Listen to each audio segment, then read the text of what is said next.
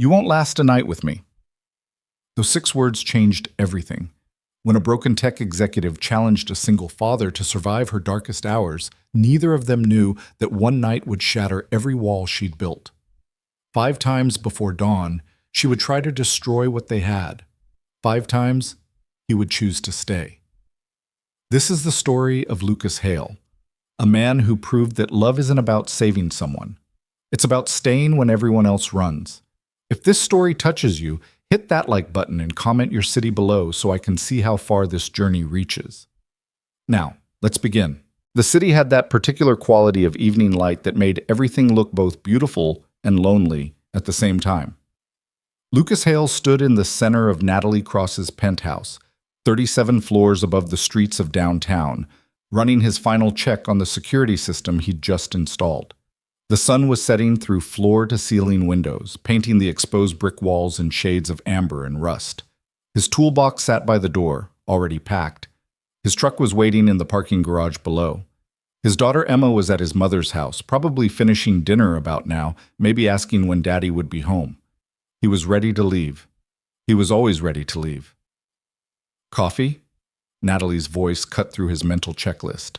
Lucas turned to find her standing in the doorway of her kitchen, holding 2 mugs. She was tall, almost his height, with dark hair pulled back in a way that suggested efficiency rather than style. Her white blouse was crisp despite the late hour, her posture perfect, her expression unreadable.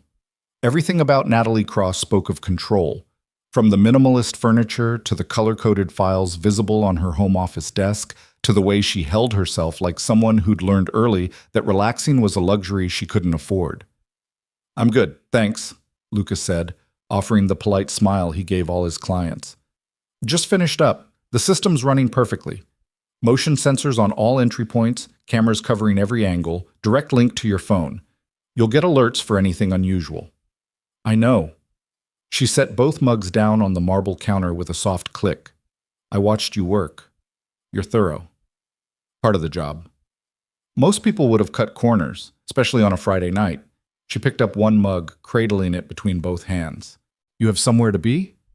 Lucas thought of Emma, of the story they'd started last night that he'd promised to continue, of the small ritual that made her feel safe in the dark. "Always do. Single dad. 6-year-old daughter waiting at home."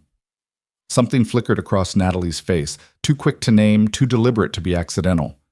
"Then I'll let you go. Just wanted to say thank you, and—" She paused, her fingers tightening around the mug. "And to warn you." Lucas had been reaching for his toolbox. He stopped. "Warn me?" "The system you installed? It's excellent, but it's not for burglars." Natalie met his eyes directly, and for the first time Lucas saw past the executive armor to something raw underneath. Fear. Real, living fear. "I had 3 other companies do this work before you. Top-rated. Expensive. I fired them all because they didn't understand what I actually needed. Which is? Protection from myself." The words hung in the air between them like smoke. Lucas had learned over 6 years of single parenthood and 10 years before that of marriage to a woman who'd fought her own demons to recognize when someone was testing him. Not manipulating, not playing games, testing, to see if he was safe, if he could handle the truth, if he would run. He set down his toolbox. "You want to explain that?" Natalie took a sip of coffee, her eyes never leaving his. "How much do you know about PTSD?" "Some. My wife, before she died, she had it. Different kind, maybe. But I know what it looks like when someone's fighting a war nobody else can see." "Then you know about triggers, flashbacks, panic attacks." Natalie set down her mug and walked to the window, her silhouette sharp against the dying light. "Mine come at night, every night, like clockwork." Lucas moved closer but kept his distance, professional, respectful. "How long?" 3 years, 7 months, 12 days. She said it like a prison sentence. "Home invasion. I was working late, didn't hear them break in. They were in my bedroom before I knew anyone was in the house. I fought. I survived. They caught them 2 weeks later, and I've been installing security systems ever since, trying to feel safe in the dark." "Does it work?" "No." The word came out flat, final. Because the real problem isn't the locks or the cameras or the motion sensors. The real problem is that every night my brain convinces me it's happening again, and everyone who's tried to help me through it has eventually given up. Lucas understood now. The oversecured doors, the surveillance screens in every room, the way she held herself like someone expecting an attack from any direction. What time do the nightmares start? 10 o'clock. Almost exactly. Natalie turned to face him. Then panic attacks around midnight. Then anger, mostly at myself, but anyone nearby catches it too. Then complete breakdown somewhere around 4. By sunrise, I'm either unconscious from exhaustion or too wired to function. I've lived like this for over 3 years, alone. You've tried therapy? 4 therapists, 3 psychiatrists, every medication that's supposed to help with sleep or anxiety or trauma. They help a little, just enough to keep me functional during the day. But nights... She shook her head. Nights are different. I've had boyfriends try to stay, friends who said they understood. One woman who claimed she could fix me with meditation and positive thinking. They all left, most of them before dawn. Why are you telling me this? Natalie's laugh was sharp, humorless. Because you seem like a good man, and I don't want you to think... She stopped, started again. I don't want you to wonder if you could have done something. When I call you in 3 weeks to reinstall this system because I ripped it out during a panic attack, I don't want you to feel responsible. Lucas looked at her, really looked at her, and saw what he'd missed before. The faint shadows under her eyes despite the perfect makeup. The way her left hand trembled slightly before she caught it and forced it still. The careful distance she maintained from everything, even in her own home. This was a woman who had survived something terrible and then had to survive it again every single night, alone. Because everyone she'd trusted with her darkness had eventually decided it was too much. He knew that kind of loneliness. He'd seen it in his wife's eyes in the months before the cancer took her. He'd felt it himself in the early days after her death, when Emma was too young to understand why Mommy wasn't coming home, and Lucas was too broken to explain. He knew what it meant to fight battles in the dark that nobody else could see. The clock on her wall showed 8:47 p.m. Lucas made a decision that would change both their lives. I'll stay, he said quietly. Natalie blinked. What? Tonight, I'll stay. He pulled out his phone, already texting his mother. I'll call home, let them know I'll be late, and I'll stay with you through the night. You don't understand. I understand that you've been alone with this for 3 years. I understand that you're warning me away because you're afraid I'll leave when it gets hard.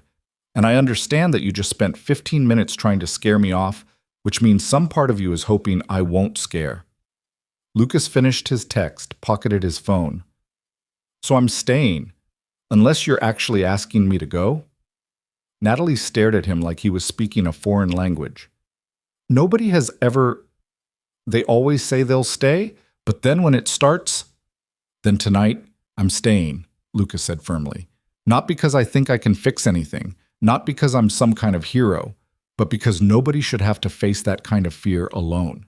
And because it's just one night. I think I can manage one night. You have no idea what you're agreeing to. Probably not. But I've sat with my daughter through fevers and nightmares and the kind of crying that doesn't stop until sunrise. I've held my wife's hand through pain that would have broken most people. I'm not easily scared off. He met her eyes. And I'm already here. So unless you're ordering me to leave, I'm staying put. Natalie opened her mouth, closed it.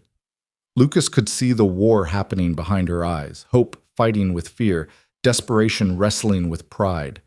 She'd been hurt so many times by people who promised to stay and didn't. Why would he be different? Why? She finally asked, her voice barely above a whisper. You don't know me. You don't owe me anything. Why would you stay? Lucas thought about how to answer that. He could tell her about his wife, about the promises he'd made to stay through sickness and health, and how he'd kept them until the very end. He could tell her about Emma, about how being a single father had taught him that love was mostly about showing up, especially when it was hard. He could tell her about the 100 small sacrifices that measured his life, the quiet knowledge that sometimes the most important thing you could do was simply be present. Instead, he said, because you asked me not to. which means you want me to. Something broke in Natalie's expression. Not tears, not yet, but a crack in the armor, a glimpse of the person underneath all the defenses. She nodded once, sharp and quick, like she was afraid if she hesitated she'd change her mind. "Okay," she said. "Okay, but don't say I didn't warn you." "Fair enough." Lucas took off his jacket, draped it over the back of her couch. "So what happens between now and 10 o'clock? We wait." Natalie picked up her coffee mug again, needing something to do with her hands. "We talk, maybe. Try to act normal. Try to pretend tonight might be different even though we both know it won't be. Or," Lucas suggested, "we just be honest. No pretending. You tell me what you need, I tell you what I can do, and we figure it out as we go." "I don't know what I need. That's the problem." "Then we'll start with what you know. Tell me about the nightmares. What happens? What helps? What makes it worse?" Natalie looked at him like he was crazy. "You want to talk about my trauma like it's a business meeting?" "I want to understand what I'm dealing with," Lucas said calmly. "I'm good in a crisis, but I'm better when I have information. So yeah, let's talk about it. Clinical, practical, no judgment, no pity, just facts." Something in Natalie's posture shifted. Maybe it was the tone, direct, no nonsense, treating her nightmare as a problem to be managed rather than a tragedy to be mourned. Maybe it was the simple fact that Lucas hadn't flinched or gotten emotional or tried to hug her and tell her everything would be okay. Maybe it was just that she was tired of hiding. She sat down on the couch, setting her mug on the glass coffee table. Lucas took the chair across from her, close enough to talk comfortably, but far enough to give her space. Not crowding, not pressuring. Just there. "The nightmares are always the same," Natalie began, her voice taking on the careful neutrality of someone reciting a report. "I'm in my old bedroom, the one before I moved here. I wake up and there's someone standing over me. Sometimes it's the actual men who broke in. Sometimes it's faceless. Sometimes it's people I know, which is worse somehow. I try to scream, but nothing comes out. I try to fight, but I can't move. And then..." She stopped. Lucas waited. "Then it's not a dream anymore. I'm back there. Actually, there. Feeling everything, the fear, the helplessness, the certainty that I'm about to die and nobody knows, nobody's coming, nobody can save me." Natalie's hands were clenched in her lap. "I wake up screaming. Usually I've torn the sheets off the bed. Sometimes I've hurt myself trying to fight the attackers who aren't there.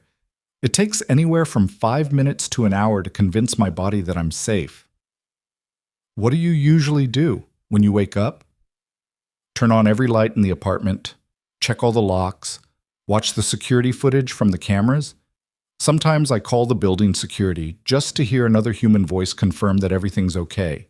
Sometimes I just sit in the bathroom with the door locked until I can breathe normally again."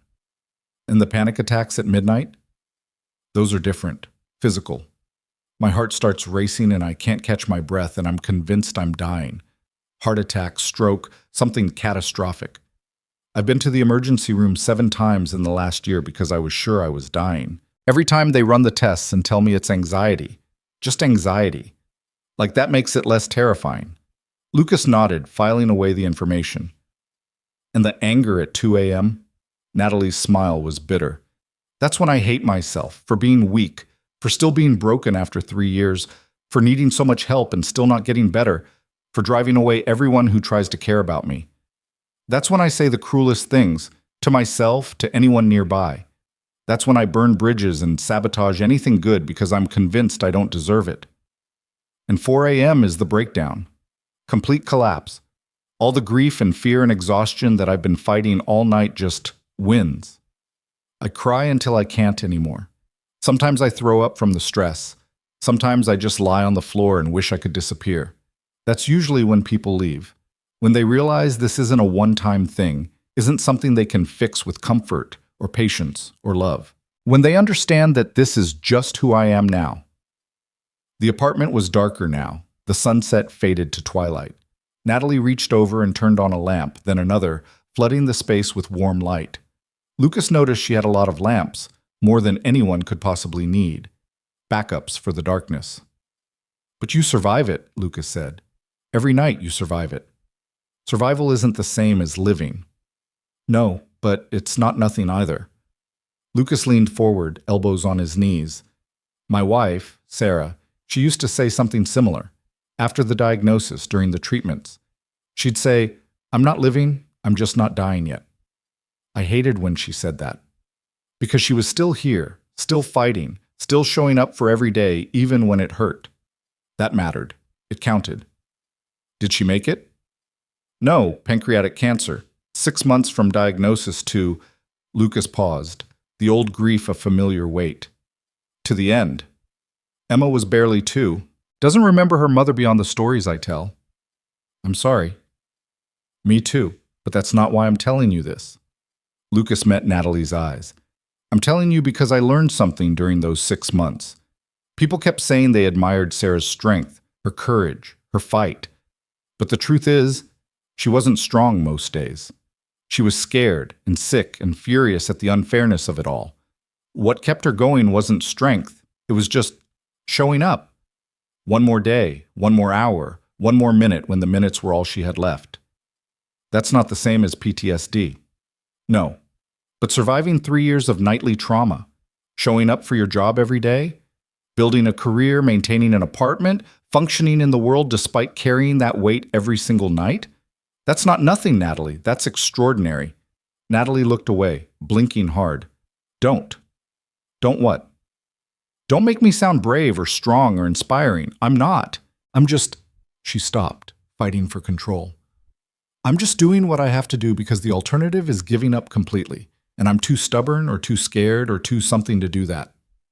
Okay, Lucas said simply. He didn't argue, didn't push, just accepted her words at face value and moved on. So what do you need from me? When the nightmare hits at 10, what helps? Natalie was quiet for a long moment. Nobody's ever asked me that. I'm asking. I don't know. The truth is, nothing really helps, but she hesitated. But the presence of another person grounds me faster, just knowing I'm not alone. Someone to confirm that what I'm seeing isn't real, that I'm safe, that it's over. Not touching me. I can't handle being touched when I first wake up. But just being there. I can do that. And during the panic attacks, I need someone who won't panic. Everyone always panics. They call 911 or try to get me to the hospital or get scared themselves. That makes it worse. I need calm. I need someone to remind me to breathe, to count with me, to anchor me to something real. I can do that too. And at 2 a.m., when I'm cruel and vicious and trying to make you leave, Natalie's voice was hard now, challenging. What then? Then I'll remember you warned me, and I'll stay anyway. You say that now. I mean it now. What happens in 5 hours might change my mind, but right now, in this moment, I mean it. Lucas checked his watch, 9:03 p.m.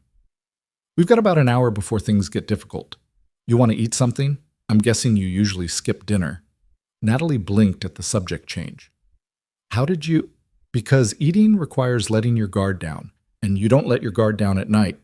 Am I wrong? No, you're not wrong. So let's eat. Nothing fancy. Order something, my treat. Get some food in your system before your body has to deal with all that stress. Lucas was already pulling out his phone. What do you like? Lucas, you don't have to. I'm hungry. You need to eat, and we're both here. Just let me do this one small thing. He offered a slight smile. Besides, if I'm going to survive your gauntlet tonight, I should probably fuel up too. Despite everything, Natalie laughed. It was short, surprised, but genuine. Thai food. There's a place on 4th Street that delivers. Perfect. Order whatever you want. Make it enough for leftovers. You'll probably need to eat something at 4 a.m. when your stomach's settled from the panic. Natalie pulled out her own phone, but her hands were shaking slightly. Lucas pretended not to notice, giving her privacy to compose herself while he texted Emma goodnight, sent a longer message to his mother explaining he'd be later than expected, and checked that his Friday jobs for tomorrow were all afternoon appointments. Flexible. He could reschedule if needed. They ordered food in comfortable silence, or rather, Lucas made it comfortable by not demanding conversation, not asking probing questions, just existing in the same space without pressure. He noticed Natalie watching him, studying him like she was trying to figure out if he was real or if this was some elaborate setup for disappointment. The food arrived at 9:23. They ate at her dining table, another piece of minimalist furniture that looked expensive and unlived in. Lucas asked simple questions about her company, her work, the tech industry, safe topics, professional topics, things that let Natalie talk without being vulnerable, that reminded her she was more than her trauma.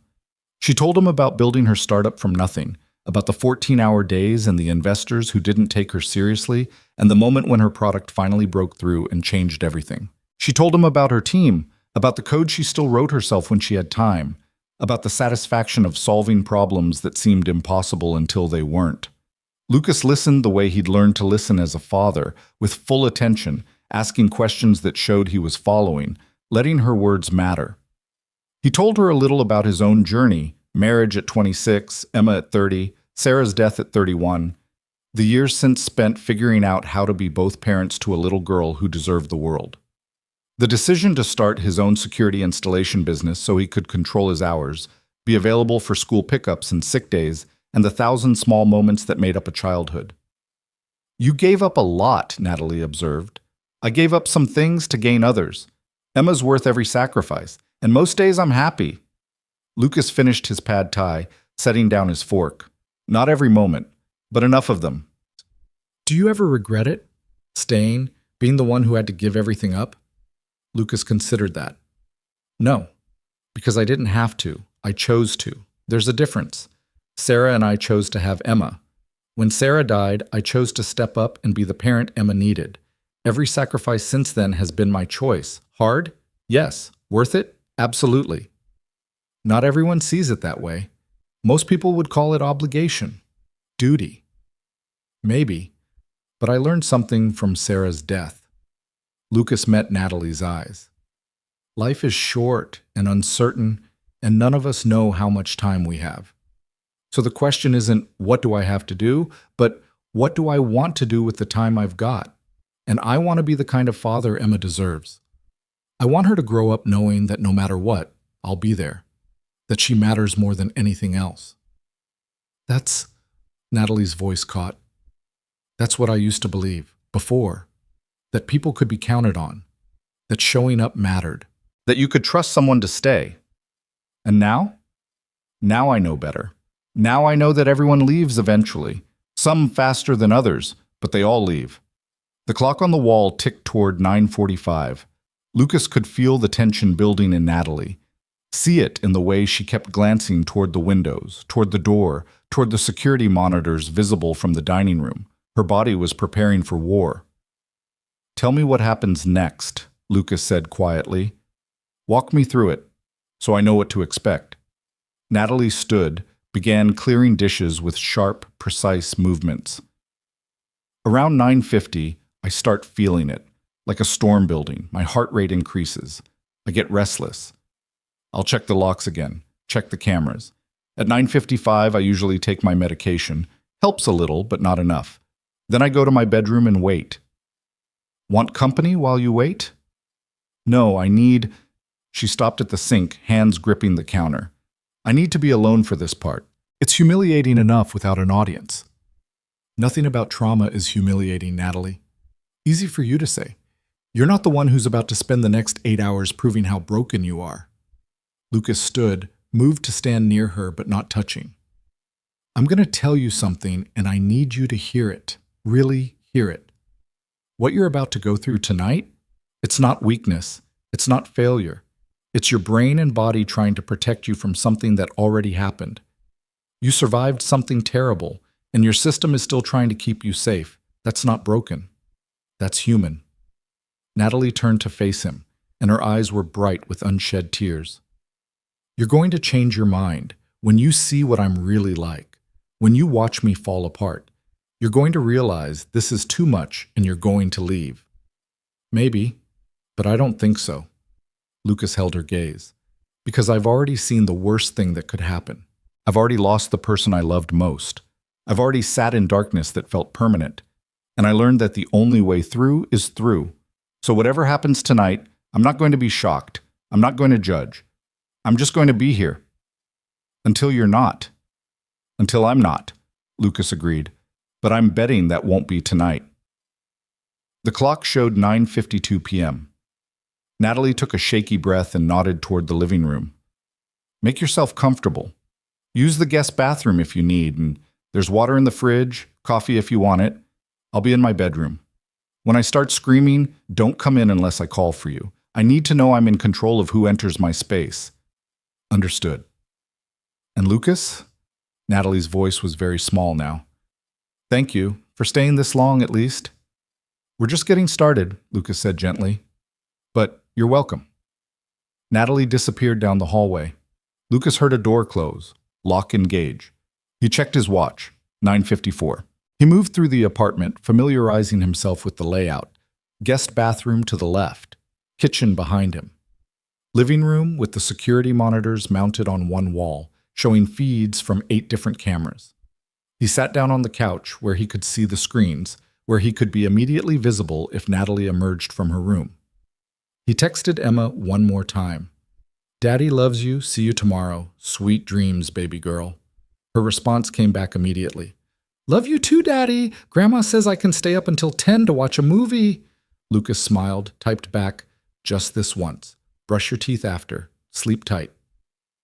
At 9:58, he heard movement from Natalie's room, pacing, quick, agitated footsteps. At 10 o'clock exactly, as if her trauma kept perfect time, he heard the first sounds. Not screaming yet, just rapid breathing, the rustle of sheets, a whispered, no, no, no. Lucas stayed exactly where he was, hands relaxed on his knees, breathing steady, waiting. At 10:03, Natalie started screaming. It was a sound Lucas would never forget. Pure terror, wordless and primal. The scream of someone certain they were about to die. He heard thrashing, something hitting the floor, Natalie's voice begging someone who wasn't there to please stop. Please don't, please. Every instinct Lucas had screamed at him to run to her, to help, to do something. But he'd promised. He'd promised to respect her boundaries, to let her control who entered her space, to wait until she called. So he waited, counted his breaths, listened to a woman he barely knew fight a battle only she could see. The screaming lasted 4 minutes.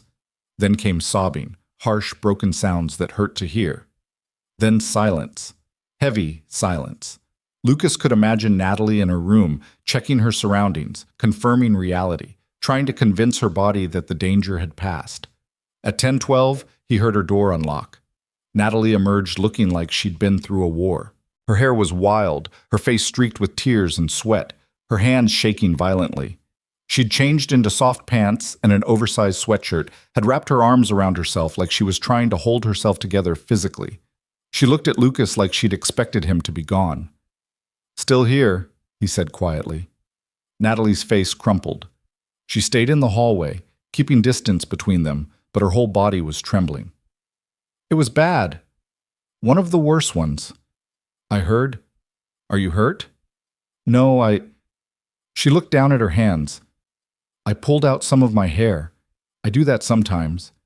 Try to cause pain to ground myself in reality. Does it work? Sometimes. Tonight it just made everything worse.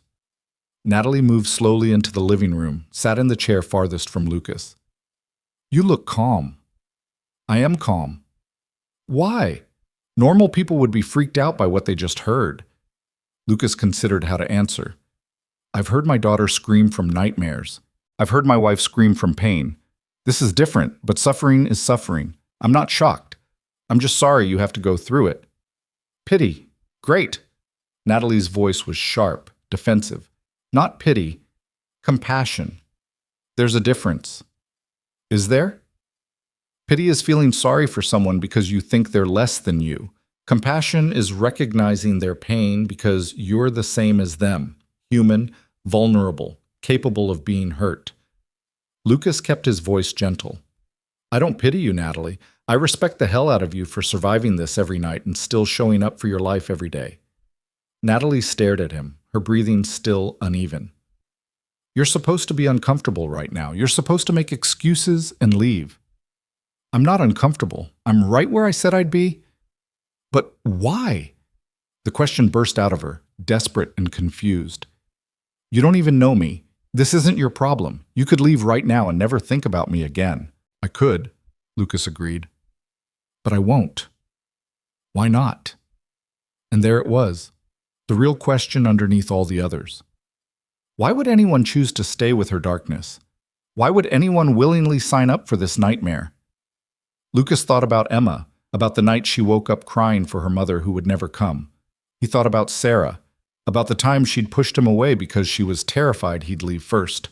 He thought about all the small moments when staying was harder than leaving, when love demanded presence instead of perfection. Because 3 years ago, someone broke into your home and took your sense of safety, Lucas said carefully. And ever since then, every person who couldn't handle your trauma has reinforced the idea that you're too broken to love, that your pain is too much, that you have to face this alone. That's true, isn't it? I am too broken. No. Lucas's voice was firm but kind. You're hurt. You're traumatized. You're fighting a battle that most people can't see. But you're not broken, and you don't deserve to be alone with this. Natalie's breathing was getting faster, more shallow. Lucas recognized the signs, panic building. The clock showed 10:24, still had time before midnight, but trauma didn't follow strict schedules. Breathe with me, Lucas said. In for 4, hold for 4, out for 4. Can you do that? I can't. Yes, you can. You've done this before. You know how. In. Lucas breathed in slowly, counting. 2, 3, 4. Hold. 2, 3, 4. Out. 2, 3, 4. Natalie tried to follow, her breath hitching and uneven. But she tried. Lucas kept counting, kept breathing, kept his voice steady and calm. After 6 cycles, Natalie's breathing started to match his. After 10, the panic in her eyes receded slightly. Good, Lucas said. That's good. You're doing great. This is just the beginning, Natalie whispered. It gets so much worse. I know. You told me. Panic attack at midnight. Anger at 2. Breakdown at 4. Lucas checked his watch. That gives us about an hour and a half. You want to try to sleep, or talk, or just sit quietly? I can't sleep. Not after the nightmare. My body's too wired. Natalie pulled her knees up to her chest, making herself smaller. Usually I just wait for the panic attack, watch TV or work or anything to distract myself from the fact that I know exactly what's coming. So let's distract you. Tell me about your company. Tell me about the product you're building. Tell me something that matters to you that isn't trauma. And so Natalie talked. Haltingly at first, then with growing confidence about the software platform she'd developed, about the gap in the market she'd identified, about her vision for where the company could go. Lucas listened, asked intelligent questions, let her mind focus on something other than the clock ticking toward midnight. They talked about technology and innovation and the challenges of running a startup. They talked about Lucas's business, about the satisfaction of installing systems that actually made people safer. They talked about Emma, about kindergarten politics and favorite books, and the specific brand of chaos that only 6-year-olds could create. For 45 minutes, Natalie was just a person talking to another person. Not a trauma survivor, not a woman waiting for her next breakdown. Just Natalie, brilliant and driven and surprisingly funny when she let her guard down. Then at 11:58 mid-sentence, her face went white. It's starting, she gasped, pressing a hand to her chest. Oh God, it's starting. Lucas moved from the couch to kneel in front of her chair, close but not touching. I'm right here. You're safe. What do you need? Can't breathe. Can't. Natalie's eyes were wide with terror, her breathing rapid and shallow, her hand clutching at her chest like she could physically restart her heart. Dying. I'm dying. You're not dying. I promise you're not dying. This is a panic attack. You've had them before. You know what they are. Lucas kept his voice calm, authoritative. Look at me, Natalie. Look at my eyes. She did, tears streaming down her face, whole body shaking. You're having a panic attack. Your body thinks you're in danger, but you're not. You're safe in your apartment with me. Nothing is wrong with your heart. Nothing is wrong with your lungs. This will pass. Lucas held her gaze. Breathe with me. We're going to count together. In for 4. I can't. You can. Trust me.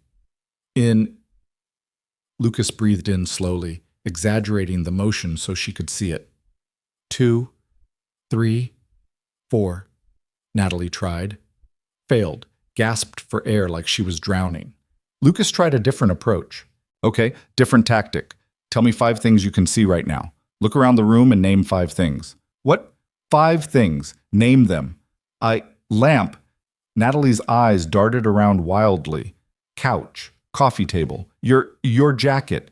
Window. Good. Perfect. Now 4 things you can touch. Don't think about it. Just tell me. Chair, my sweatshirt, my hair. She pressed her hand flat against the chair arm. Fabric. Excellent. 3 things you can hear. Natalie closed her eyes, still breathing too fast but listening. Your voice. The refrigerator humming. Traffic outside. 2 things you can smell. Coffee, from earlier, and she breathed in shakily. Your cologne. Something woody. 1 thing you can taste. Fear, Natalie whispered. I can taste fear. Okay, that's okay. Now open your eyes and look at me. Lucas waited until she did. Your heart is still beating. You're still breathing. The panic attack is real, but it can't hurt you. It just has to pass. And I'm going to sit right here with you until it does. The panic attack lasted 23 minutes. Lucas stayed exactly where he was, kneeling in front of Natalie's chair, occasionally guiding her through breathing exercises or grounding techniques, but mostly just being present, being steady, being someone who wasn't afraid of her fear. When it finally passed, Natalie slumped in her chair like a puppet with cut strings, exhausted and wrung out. Lucas stood slowly, his knees protesting from kneeling so long, and moved back to the couch, giving her space again, letting her recover without pressure. You're still here, Natalie said again, like she couldn't quite believe it. Still here. It's 12:30. You've been here for almost 4 hours. You could leave. Tell yourself you tried. Tell yourself it was too much. I could. Lucas leaned back against the couch. But we're not even halfway through the night yet. Seems like a bad time to quit. Natalie laughed, sharp and bitter. You have no idea what's coming. The panic attack is the easy part. Then I guess I'll find out. Lucas checked his phone. No messages from Emma, which meant she was asleep. Good. His mother would handle breakfast in the morning if he wasn't back in time. You need anything? Water? Food? No, I just need... Natalie stopped, started over. I need you to understand that what happens next, the things I say, they're not real. They're not what I really think. The anger, it's like possession, like something else takes over and tries to burn everything down. Understood, when you say cruel things, I won't take them personally. I'm going to tell you to leave. I'm going to mean it. I'm going to say terrible things about you, about me, about everything. And I'm going to remember you warned me. And I'm going to stay anyway. Lucas met her eyes. Unless you're telling me right now, clearly, and without the trauma talking, that you actually want me to go? Natalie was silent for a long moment. Then, very quietly, No, I don't want you to go, but I'm going to try to make you leave anyway. Then we're on the same page. They sat in silence for a while, Natalie recovering from the panic attack, Lucas just keeping her company. The city lights sparkled through the windows.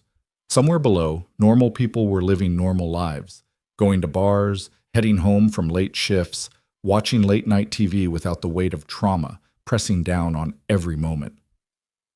At 1:47 a.m., Natalie's demeanor changed.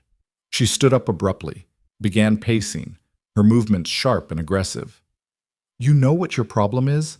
She said, her voice different now, harder, colder. You think you're such a good guy, such a hero, staying with the broken woman to prove how noble you are. Here it comes, Lucas thought. He kept his expression neutral, his posture relaxed. That's not why I'm here. Isn't it? Come on, Lucas, be honest. This is some kind of savior complex. You couldn't save your wife, so now you're trying to save me. It's pathetic. The word stung, designed to sting. Lucas breathed through it. I'm not trying to save you. Then what are you doing here? Natalie spun to face him, her eyes blazing with fury that he knew wasn't really aimed at him. What is this? Some twisted charity project? Feel good about yourself by slumming it with the crazy lady? I'm here because you're going through something difficult and I thought you could use company. I don't need company. I don't need you. I don't need anyone. Natalie's voice was rising now, losing control. You want to know the truth? You're wasting your time. I'm never going to get better. This is who I am now, broken, damaged, unfixable. I don't think you're broken. Of course you don't, because you don't know me. You've been here for a few hours and you think you understand my life? Natalie laughed harshly. You don't know anything. You don't know what it's like to be me. To wake up every single day knowing you're going to have to survive another night of hell. To know that everyone who gets close eventually realizes you're too much work and leaves. You're right. I don't know what that's like. Finally, some honesty. Natalie crossed her arms, her whole body rigid with anger. So why are you still here? Why aren't you running for the door like every other man who's been stupid enough to think they could handle me? Lucas could see what she was doing, testing him, pushing him, trying to confirm her belief that everyone leaves. Part of him wanted to call her on it, to point out the self-sabotage. But he remembered his own grief, his own anger after Sarah died, the times he'd lashed out at people who were only trying to help. Sometimes pain needed an outlet, even if that outlet was unfair. I'm still here, Lucas said calmly, because I said I would be. That's it? That's your big reason? You made a promise? Natalie's laugh was cruel. Promises don't mean anything. My attackers probably promised each other they wouldn't get caught. My therapist promised they could help. My boyfriends promised they'd stay. Everyone promises. Nobody keeps them. I'm sorry that's been your experience. Don't, Natalie snarled. Don't you dare give me that therapeutic, sympathetic bullshit. I don't want your pity. I don't want your understanding. I want you to leave so I can stop pretending that tonight might be different. I'm not leaving. Why not? She was shouting now, all the rage and pain of 3 years pouring out. What is wrong with you? Normal people would have left hours ago. Normal people wouldn't subject themselves to this. What kind of sick person volunteers to watch someone fall apart? The kind of person who knows what it's like to be alone with pain, Lucas said quietly. The kind of person who remembers how much it mattered when someone stayed. That stopped Natalie mid-rant. She stared at him, chest heaving, fists clenched. You're lying. You're just saying what you think I want to hear. I'm saying what's true. Lucas leaned forward slightly. You can be as angry as you need to be, Natalie. You can say anything you want to me. You can try every tactic you know to push me away. And when you're done, I'll still be sitting right here. You're insane. Maybe, but I'm not leaving. Natalie's eyes were bright with tears she wouldn't let fall. I hate you. I hate that you're here. I hate that you're seeing this. I hate that some stupid part of me keeps hoping you'll actually stay, even though I know you won't. Then I guess that stupid part of you will be right tonight. Stop it. Stop being so... Natalie's voice cracked. Stop being kind. Stop being patient. Just be normal and get angry and leave like everyone else. Not going to happen. I'm awful. I'm cruel and damaged, and I'm going to ruin your life if you stay close to me. I've been through worse. I'll break your heart. Maybe. But hearts heal. Natalie's fury was crumbling, dissolving into something rawer, more vulnerable. I don't know how to do this. Do what? Let someone stay. Let someone see me like this and not run away. Everyone runs away. Tears were falling now, hot and fast. Why aren't you running away? Lucas stood slowly, moved closer but still gave her space. Because running away is easy. Staying is what counts. Natalie's face crumpled completely. The anger drained out of her all at once, leaving only exhaustion and grief. She wrapped her arms around herself, shaking with sobs she'd been holding back. I'm so tired. I'm so tired of fighting. I'm so tired of being alone with this. I know. Lucas wanted to hug her, to offer physical comfort, but remembered what she'd said earlier about not being touched during episodes. So he stayed close, present without crowding. You don't have to fight right now. You can just feel whatever you're feeling. I've got you. The clock showed 2:43 a.m. They were deep in the darkness now, past anger, approaching the collapse Natalie had warned him about. Lucas could see it happening, the way her legs were shaking, the way she kept trying to breathe through the tears and couldn't, the way she looked smaller somehow, like the weight of everything was physically crushing her. I need to sit, Natalie whispered. She didn't finish. Her legs gave out. Lucas caught her gently, carefully, lowering them both to the floor. Natalie didn't pull away this time. She couldn't. She was breaking apart, and Lucas became the thing that held the pieces together. He sat with his back against the couch, and Natalie curled against him, her head on his shoulder, sobbing like the world was ending. Maybe for her, in this moment, it was. Maybe every night felt like an ending she had to survive alone. But tonight, she wasn't alone. Lucas held her while she cried. Didn't try to fix it, didn't offer platitudes or promises that everything would be okay. Just held her, solid and steady, proof that someone could witness her pain and not be destroyed by it. "I'm sorry," Natalie gasped between sobs. "I'm sorry. I'm sorry." "You don't have to apologize." "I said terrible things. I know. It's okay." "It's not okay. None of this is okay." Her hands clutched at his shirt like she was afraid he'd disappear. "I'm not okay. I haven't been okay for 3 years, and I don't know how to be okay anymore." "You don't have to be okay right now. You just have to be here." They sat on the floor of Natalie's penthouse apartment, a successful tech executive and a single-father security installer. While the city slept around them, Lucas held a woman he'd met only hours before while she grieved for safety she'd lost, for the person she'd been before trauma, for 3 years of nights spent fighting this battle alone. The crying eventually slowed. Natalie's breathing steadied. She didn't pull away, and Lucas didn't let go. The clock ticked toward 4 a.m., then past it, into the deep hours where the night started giving way to the first hints of dawn. At some point, Natalie fell asleep in his arms. Not the terrorized, nightmare-plagued sleep she was used to, but real sleep. Deep and heavy and healing. Lucas felt the moment it happened, the way her body finally relaxed completely, the way her breathing evened out, the way the tension that had held her rigid for hours finally released. He should wake her, help her to her bed. But he remembered what she'd said. Complete collapse before sunrise. She'd fought her way through the nightmare, the panic attack, the anger, the grief. She'd survived another night. If she wanted to sleep on the floor in his arms, then that's what they'd do.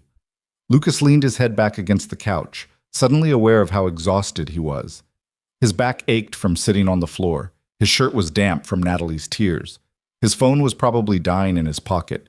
Emma would be waking up in a few hours wanting pancakes, but Natalie was sleeping, peacefully. For the first time in 3 years, 7 months, and 12 days, she wasn't alone with her trauma. That mattered. That counted. Outside the windows, the sky was starting to lighten. Not sunrise yet, but the deep blue that came before it. The city was still quiet. The security monitors still cycled through their feeds, showing an apartment building where nothing dangerous was happening. Lucas let himself close his eyes for just a moment. Just a moment of rest. When he opened his eyes again, dawn had broken.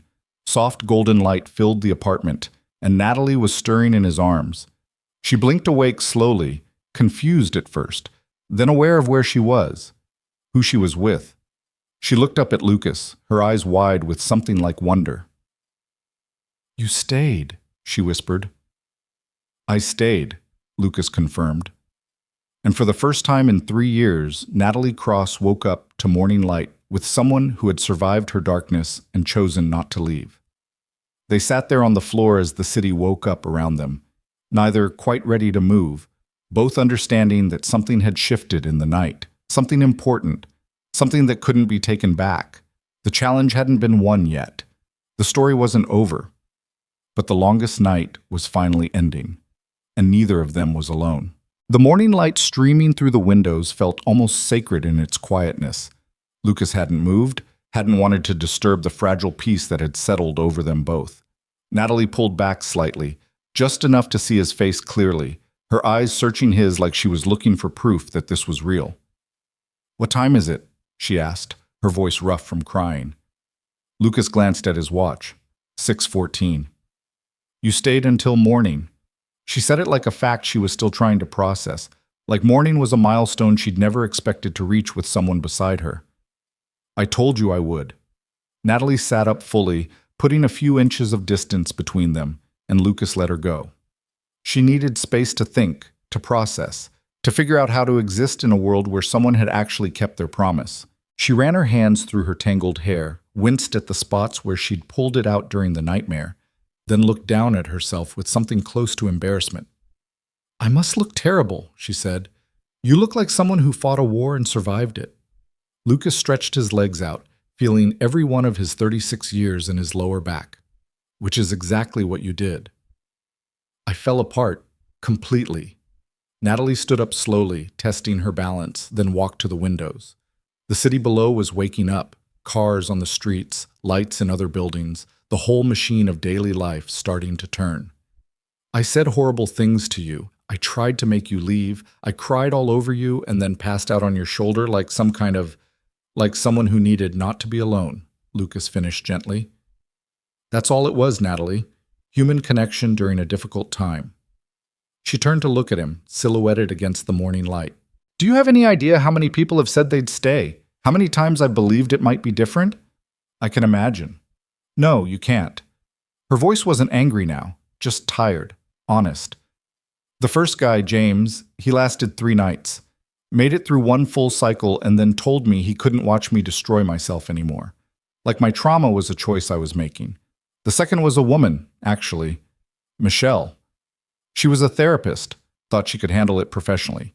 Lasted a week before she admitted she was too emotionally involved and it was affecting her own mental health." Lucas stood up, his knees protesting, and moved to lean against the back of the couch, listening, not interrupting. "Then there was David. He lasted the longest, almost 2 months. I thought maybe—" Natalie's laugh was bitter. "I thought maybe he was the one who could actually handle it, but I was wrong. He left a note. Said he loved me but couldn't watch me suffer anymore, that it was killing him to feel so helpless, as if his helplessness was somehow worse than my actual trauma. I'm sorry that happened to you. Don't be. They were all honest about their limitations. That's more than a lot of people give." Natalie wrapped her arms around herself, a gesture Lucas was starting to recognize as self-protection. "But you see the pattern, right? Everyone has their breaking point with me.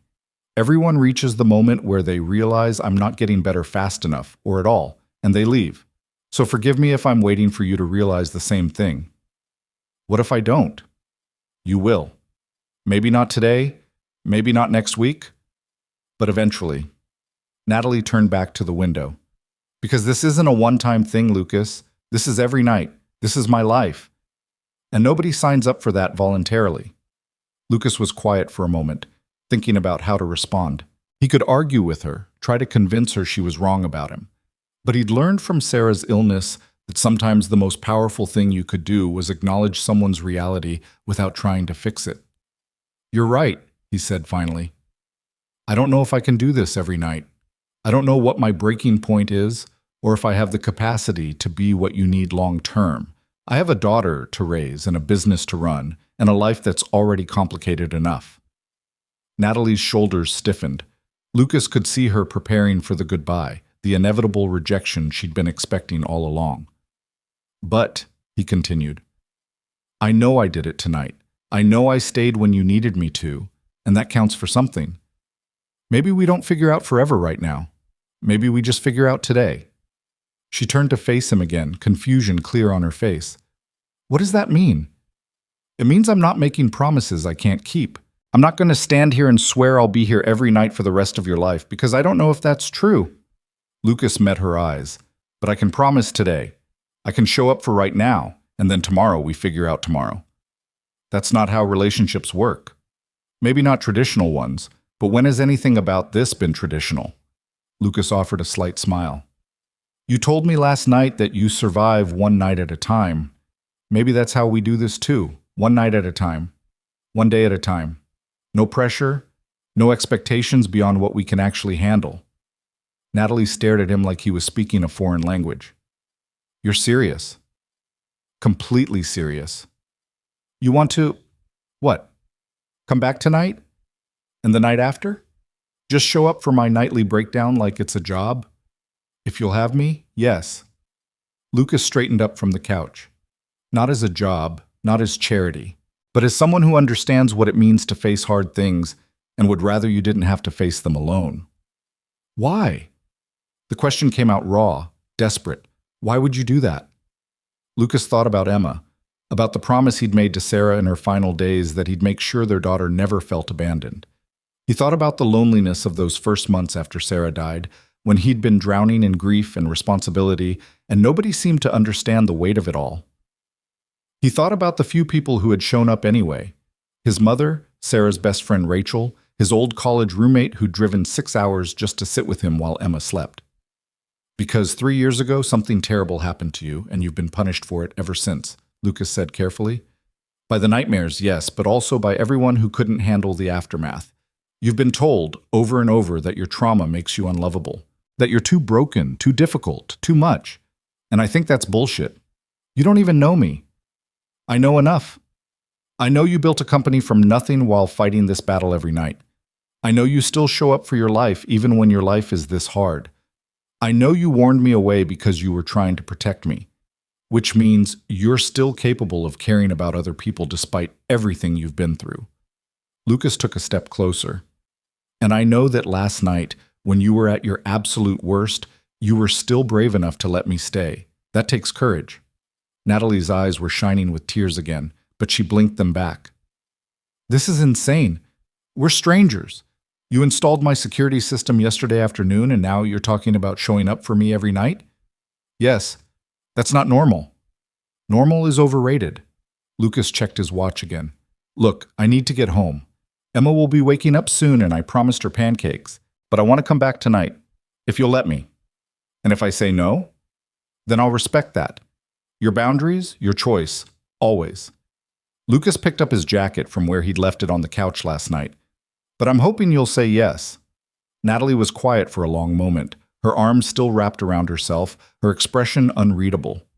Lucas could see the war happening behind her eyes, hope fighting with fear, the desperate desire to believe him battling against 3 years of evidence that nobody ever stayed. What time? She asked finally, so quietly he almost missed it. What time would help? 9. Before the nightmares start. If you're here before 10, it's easier. The transition is less jarring. 9 o'clock, I'll be here. Lucas shrugged on his jacket, then paused. Can I ask you something? I guess? What do you usually do on Saturday mornings, after nights like this? Natalie looked surprised by the question. Sleep, mostly, if I can. Catch up on the rest I didn't get during the night. Why? Because you should eat something, real food, not just coffee. Your body's been through a lot and it needs fuel. Lucas pulled out his phone. I'm going to text you the name of a breakfast place that delivers. Order something, eat it, then sleep if you need to. But take care of yourself, okay? You're bossy. I'm a single dad. Bossy is my default setting. Lucas headed for the door, then turned back. And Natalie? Thank you. For what? For letting me stay. For trusting me enough to let me see you at your most vulnerable. That's not a small thing. Natalie didn't respond, but something in her expression softened just slightly. Lucas took that as his cue to leave before the moment got too heavy, before either of them said something that might break the fragile understanding they'd reached. He rode the elevator down 37 floors, walked through the lobby past a doorman who barely looked up, and found his truck in the parking garage right where he'd left it. The morning was crisp and bright, the kind of Saturday that made people want to go to farmers markets or take their kids to the park. Normal weekend activities for normal people with normal problems. Lucas sat in his truck for a moment before starting the engine, suddenly aware of how exhausted he was. He'd been awake for almost 24 hours straight. His back ached from sitting on the floor. His eyes were gritty and dry. He probably looked like hell. But he'd kept his promise. He'd stayed. And somehow, impossibly, he wanted to do it again. His phone buzzed with a text from his mother.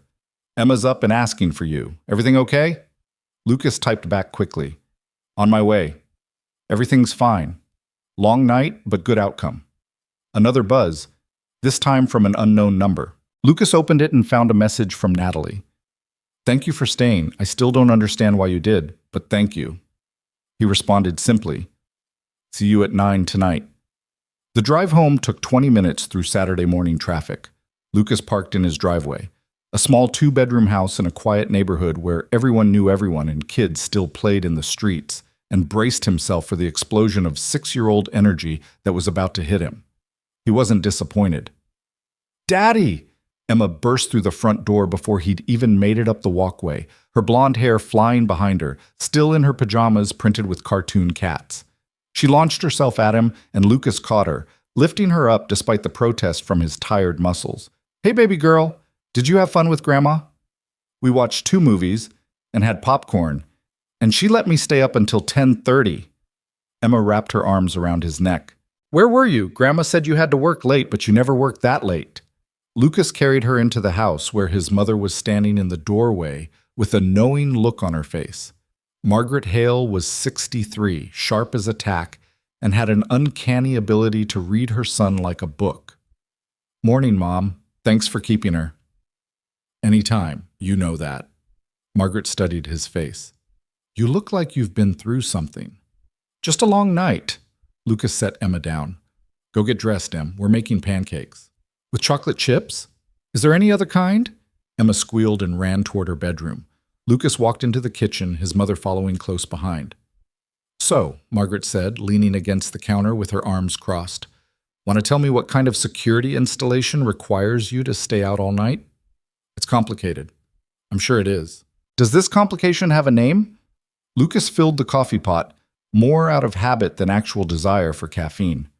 "Her name is Natalie. She's a client. She has severe PTSD from a home invasion 3 years ago.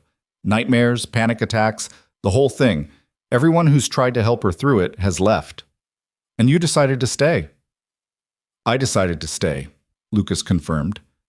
Margaret was quiet for a moment, watching her son move around the kitchen with the easy familiarity of someone who'd been making breakfast in this space for 6 years. "Your father used to say you had a savior complex, that you couldn't resist trying to fix broken things." "I'm not trying to fix her, Mom. I'm just trying to be there." "Is there a difference?" Lucas turned to face his mother. "Yes, there is. Fixing someone means you think they're broken and you have the solution. Being there means you think they're strong enough to survive and they shouldn't have to do it alone. Sarah taught me that difference." Margaret's expression softened. "Your wife would be proud of you, you know. The man you've become, the father you are." "I hope so." Lucas started pulling out ingredients for pancakes: flour, eggs, milk, the chocolate chips that Emma loved. "I'm going back tonight, 9 o'clock. I told Natalie I'd be there before the nightmares start." "And you're planning to do this every night?" "I'm planning to do it tonight. Tomorrow, we'll figure out tomorrow." "What about Emma? What about her?" Margaret moved closer, her voice gentle but firm. "Lucas, you're an amazing father, the best, but you can't be in 2 places at once. If you're with this woman every night, you're not here with your daughter." "I know that. I'm not planning to abandon Emma for Natalie." Lucas measured out flour, his movements automatic. "But Emma goes to bed at 8. Most nights, I'm just sitting on the couch watching TV or catching up on paperwork after she's asleep. If I spend those hours helping someone who needs it, that doesn't take away from my time with Emma. And when you're exhausted from being up all night, when you're too tired to play with her or help with homework or be fully present?" It was a fair question. Lucas had thought about it on the drive home. "Then I'll figure it out. Same way I figured out how to be a single parent. Same way I figured out how to run a business and raise a daughter and survive losing my wife. I'll adapt." "You're taking on a lot, son." "I know, but I can't just walk away. Not after last night. Not after seeing what she goes through alone every single night." Lucas looked at his mother. "You would have done the same thing. You did do the same thing with Sarah. When she was sick, you showed up every day, helped with Emma, brought food, sat with her when I had to work. You didn't have to do any of that." "She was my daughter-in-law, and you're my son. Of course I did. And Natalie is someone who needs help." "Maybe that's reason enough." Margaret studied him for a long moment, then sighed. "Your father was right. You do have a savior complex, but he was wrong about it being a flaw. It's one of the best things about you, even when it makes your life harder." Emma came running back into the kitchen, now dressed in jeans and a sparkly purple shirt. "I'm ready for pancakes. Can I help mix?" "Absolutely." Lucas lifted her onto a stool by the counter, handed her a whisk. "You're in charge of mixing, but not too fast or we'll have flour everywhere." They made pancakes together, Emma chattering nonstop about her evening with Grandma, about the movies they'd watched, about her friend Sophie, who was having a birthday party next week. Normal Saturday morning chaos, the kind Lucas had built his life around. This was his foundation. Emma, their little house, their routines. Whatever he did with Natalie, whatever nights he spent helping her through her trauma, it couldn't compromise this. Margaret left after breakfast, hugging Lucas tightly and whispering in his ear, "Just be careful, with your heart and with Emma's." "I will," he promised. The day passed in the usual weekend rhythm. Lucas took Emma to the park, pushed her on the swings, caught her at the bottom of the slide. They went to the grocery store, and she helped pick out vegetables she probably wouldn't eat. They came home and built an elaborate fort out of blankets and couch cushions in the living room. They read stories and played games and had mac and cheese for dinner because it was Saturday and that's what Emma wanted. At 7:30, Lucas started the bedtime routine. Bath time, pajamas, teeth brushing, the chapter book they were working through together. Emma curled up against him in her bed, her hair still damp, her favorite stuffed elephant clutched in one arm. "Daddy?"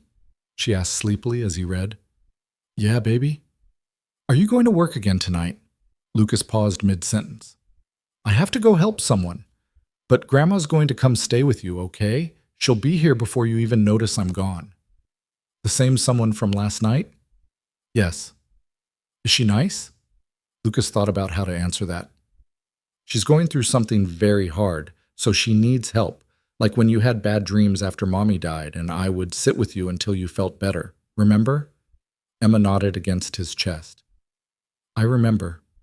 I was scared. And I stayed with you until you weren't scared anymore. That's what I'm doing for this person, staying with her when she's scared." "Okay," Emma yawned. "But you'll come back, right? You always come back." "I always come back," Lucas promised, kissing the top of her head. "Always, always, always." He finished the chapter, tucked Emma in, and stood in her doorway for a moment watching her drift off to sleep. This was what mattered. This little girl who trusted him completely, who believed without question that Daddy always came back. Whatever he did, whoever he helped, that trust was sacred. His mother arrived at 8:30, letting herself in with her spare key.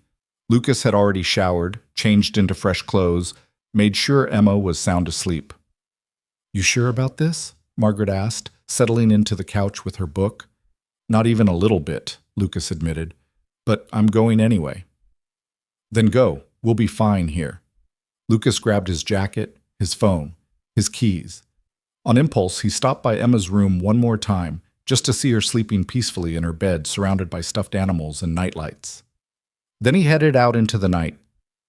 The drive to Natalie's building felt different this time. Last night he'd been leaving after a job, ready to go home, not expecting to stay. Tonight, he was deliberately choosing to walk back into someone else's darkness. He was choosing to witness trauma, to sit with pain, to be present for suffering he couldn't fix. He parked in the same spot in the garage, rode the elevator up 37 floors, and knocked on Natalie's door at exactly 9 o'clock. She opened it after a moment, and Lucas could see she'd been preparing for this. She'd showered, changed into comfortable clothes, soft pants, and a sweater, and pulled her hair back. She looked better than she had this morning, more rested, but the tension was already building in her shoulders. The clock was ticking toward 10, and her body knew it. "You came," she said, and there was surprise in her voice, even though he'd promised he would. "I came," Lucas confirmed. "Can I come in?" Natalie stepped aside, let him enter. The apartment looked the same as last night, immaculate, oversecured, filled with light. Lucas noticed she'd ordered food from the place he'd recommended. The containers were in the recycling bin. "Did you eat?" he asked. "Yes, and I slept for about 4 hours. First time I've slept during the day, and I can't remember how long." "That's good. Your body needed it." They stood in the entryway, the space between them awkward now that they weren't in crisis mode. Last night, everything had been heightened, urgent. Tonight felt strange in its normalcy, like they were both trying to figure out how to be around each other when Natalie wasn't actively falling apart. "I don't know how to do this," Natalie admitted. "The casual before part. Usually when someone's here for this, we're already, I don't know, close, dating, something. We don't just skip straight to the trauma without context. So let's create context. Tell me about your day. What did you do after I left? Natalie moved toward the couch and Lucas followed, both of them sitting with careful distance between them. I ordered the breakfast like you said, ate it, fell asleep on the couch around 11. Woke up at 3, disoriented and confused. Worked for a few hours, answered emails, reviewed code, tried to pretend my life is normal. Did it work? The pretending never does. But the work helped. It always helps. Natalie pulled her legs up onto the couch, wrapping her arms around her knees. Then I spent the last 2 hours convincing myself you weren't actually coming back. That last night was an anomaly, a moment of weakness on your part, and you'd realize today how insane this whole thing is. And yet here I am. And yet here you are. Natalie looked at him, really looked at him, like she was trying to solve a puzzle. Can I ask you something? Anything. What did you tell your daughter? About where you were last night? About where you are now? Lucas appreciated the directness of the question. I told her the truth in age-appropriate terms, that I'm helping someone who's going through something hard, that I'm staying with her when she's scared like I stayed with Emma when she had nightmares. And she accepted that? She's 6. Her world is pretty simple. Daddy helps people who are scared. Daddy always comes home. That's enough for her. What about when it's not enough? What about when she starts to resent the time you spend here instead of with her? Natalie's voice was careful, like she was trying not to overstep but needed to know. I don't want to be the reason a little girl loses time with her father. You won't be. I spend every evening with Emma, dinner, homework, playtime, bedtime routine. I don't leave until she's asleep. My time here doesn't take away from my time with her. But you're exhausted. I can see it. You barely slept last night and you probably worked all day and now you're here again instead of resting. I'll manage. Lucas leaned back against the couch. I've survived worse than lack of sleep. Natalie was quiet for a moment, her eyes on the windows where the city lights were starting to come on as dusk settled over everything. I called my therapist today, emergency session, told her what happened last night. What did she say?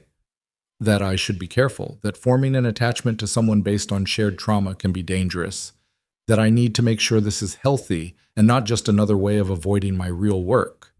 Natalie's laugh was hollow. She's probably right. What do you think? I think I slept for 4 hours today without nightmares. I think I haven't done that in 3 years.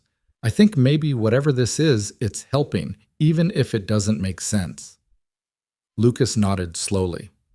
For what it's worth, I don't think we're forming an attachment based on trauma. I think we're two people who understand that life is hard and sometimes you need someone to sit with you in the dark. Is that all this is? It was a loaded question. Lucas could feel the weight of it. Natalie asking if there was something more here, something beyond him just being kind to someone in need. And honestly, he didn't know. Last night had been about keeping a promise, about not letting someone face their nightmare alone. But there had been moments when Natalie had looked at him with those eyes full of hope and fear, when she'd fallen asleep in his arms, trusting him to keep her safe, when Lucas had felt something shift in his chest, something that might be the beginning of caring about her, not just as someone who needed help, but as a person. I don't know what this is yet, Lucas said honestly, but I know I want to be here, and I know that's enough for tonight. Natalie accepted that answer with a small nod. They talked for a while longer, about nothing and everything. Natalie told him more about her company, about the product launch coming up in 2 months that had her team working overtime. Lucas told her about Emma's upcoming birthday party, about his struggle to figure out what 6-year-old girls wanted these days. Normal conversation, the kind that made them both human to each other beyond the crisis. At 9:47, Natalie's phone alarm went off. She'd set it, a warning that the nightmare was coming. The change in her was immediate. Her shoulders tensed, her breathing quickened, her eyes darted toward the bedroom like it was a battlefield she had to walk into. Same as last night? Lucas asked quietly. Same as every night. Natalie stood, her movements jerky with anxiety. I'm going to my room. When I start screaming, I know, stay out here unless you call for me. I remember. She paused at the hallway entrance, turned back to look at him. Thank you for coming back, for making this less. Lonely? Yeah, lonely. Then she was gone, the bedroom door closing behind her with a soft click. Lucas settled into the same spot on the couch he'd occupied last night, where he could see the security monitors, where he'd be immediately visible when Natalie emerged. He thought about Emma, asleep in her bed, trusting that Daddy would come home. He thought about his mother, reading her book in his living room, trusting that he knew what he was doing. He thought about Natalie, alone in her bedroom, preparing to fight a battle that nobody should have to fight alone. At exactly 10 p.m., the screaming started. Lucas stayed where he was, hands steady on his knees, breathing even. He listened to Natalie fight her demons, heard the terror in her voice, the desperate pleading with attackers who weren't there, and he waited.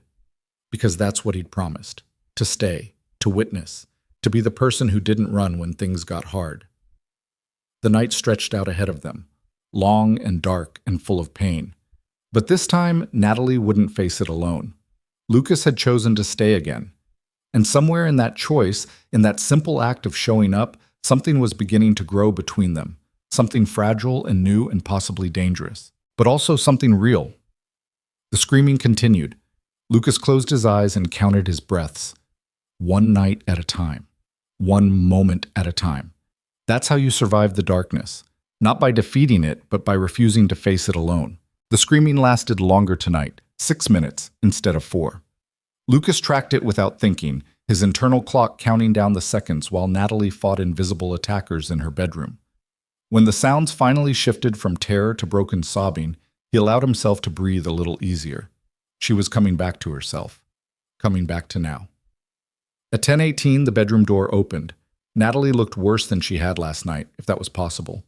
Her face was blotchy and swollen, her hair wild where she'd grabbed at it, and there were fresh scratches on her forearms where she'd clawed at herself trying to fight free of the nightmare. But her eyes found Lucas immediately, locked onto him like he was an anchor in a storm. "You're here," she said, and her voice shook with something between relief and disbelief. "I'm here." She moved into the living room slowly, every step deliberate, like she was testing whether the floor would hold her weight. Lucas noticed she was favoring her left side and realized she must have fallen or hit something during the nightmare. He wanted to ask if she was hurt, wanted to help, but he remembered what she'd said about needing control over her space. So he waited. Natalie sat in the same chair as last night, pulling her knees to her chest again, making herself small. "It was bad tonight. Worse than yesterday. Sometimes they are." "What makes them worse?" "I don't know. Stress, maybe? Or hope." She laughed bitterly at that. "Maybe my brain knows someone's here now, and it's trying to prove I should push you away. Survival instinct turned inside out." "Your brain's trying to protect you," Lucas said, "even if the method is brutal." "That's what my therapist says. Doesn't make it easier." Natalie pressed her forehead against her knees. "I hurt myself tonight. Not on purpose, but I hit the nightstand. I think I bruised my ribs." "Do you need ice? Medical attention?" "No, it's not that bad. Just painful." She looked up at him, eyes red-rimmed. "Do you want to know what I saw? In the nightmare?" Lucas considered the question carefully. "Only if telling me helps you, not if you're testing whether I can handle it." That startled a genuine laugh out of Natalie, short but real. "You're too perceptive. That's exactly what I was doing." "I figured.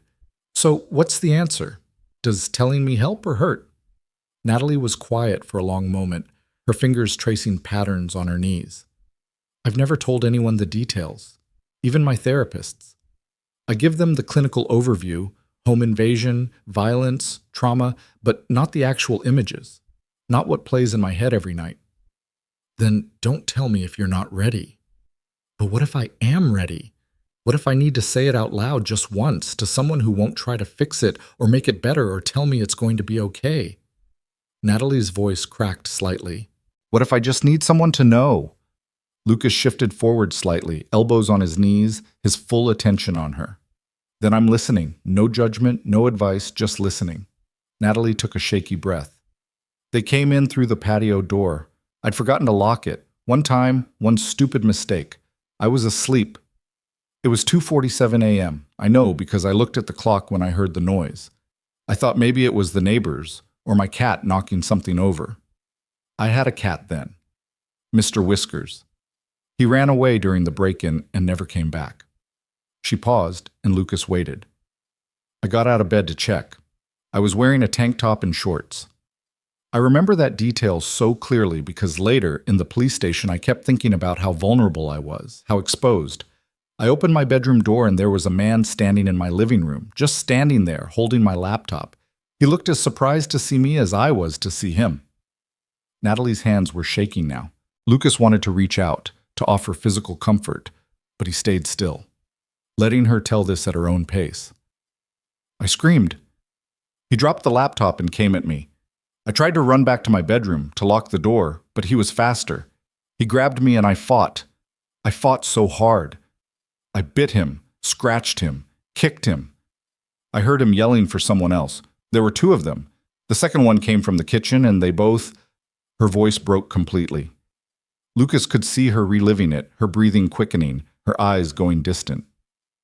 Natalie, he said gently, you're safe. You're here in your apartment with me. They're not here. You're safe. She blinked, came back to the present with visible effort. They held me down, on my living room floor. One of them had his hand over my mouth so I couldn't scream. The other one was going through my things, grabbing anything valuable.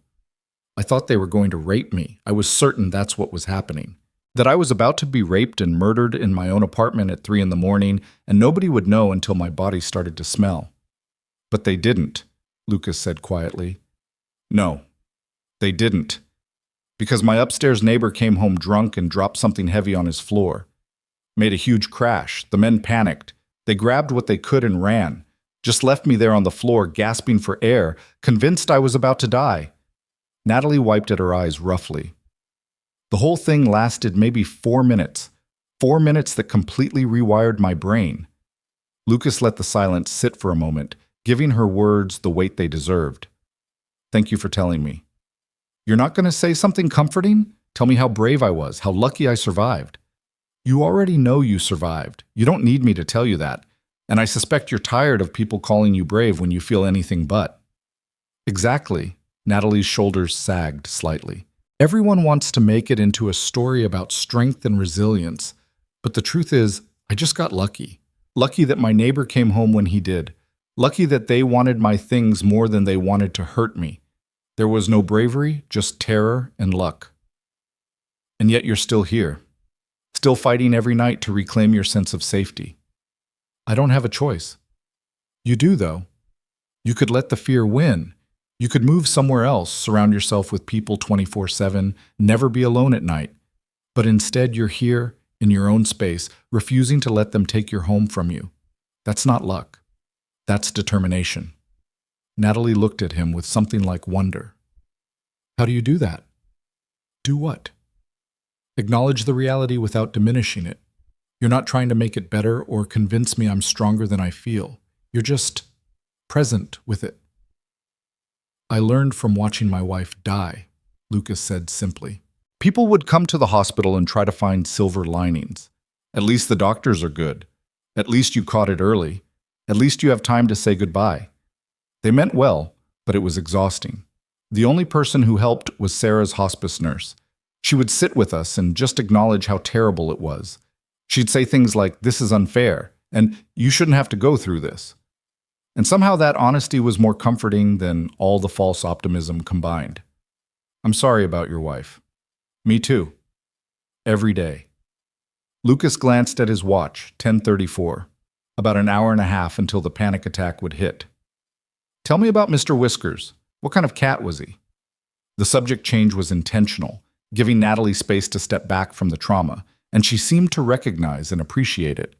Her expression softened slightly. Orange tabby. Fat and lazy, and completely convinced he owned the apartment, and I was just his staff. A small smile crossed her face. I got him from a shelter when I first moved to the city. He was already 5 years old and nobody wanted him because he was antisocial and grumpy. We were perfect for each other. You said he ran away? During the break-in. When the men opened the door to run, he bolted. I put up signs, checked shelters, everything. Never found him. I like to think someone took him in, that he's living with a nice family somewhere. Natalie's smile faded. But I haven't been able to get another pet. Can't handle the responsibility of keeping something else alive when I can barely keep myself together.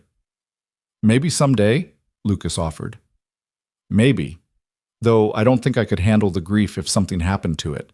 I'm already maxed out on grief and fear. Don't have room for more.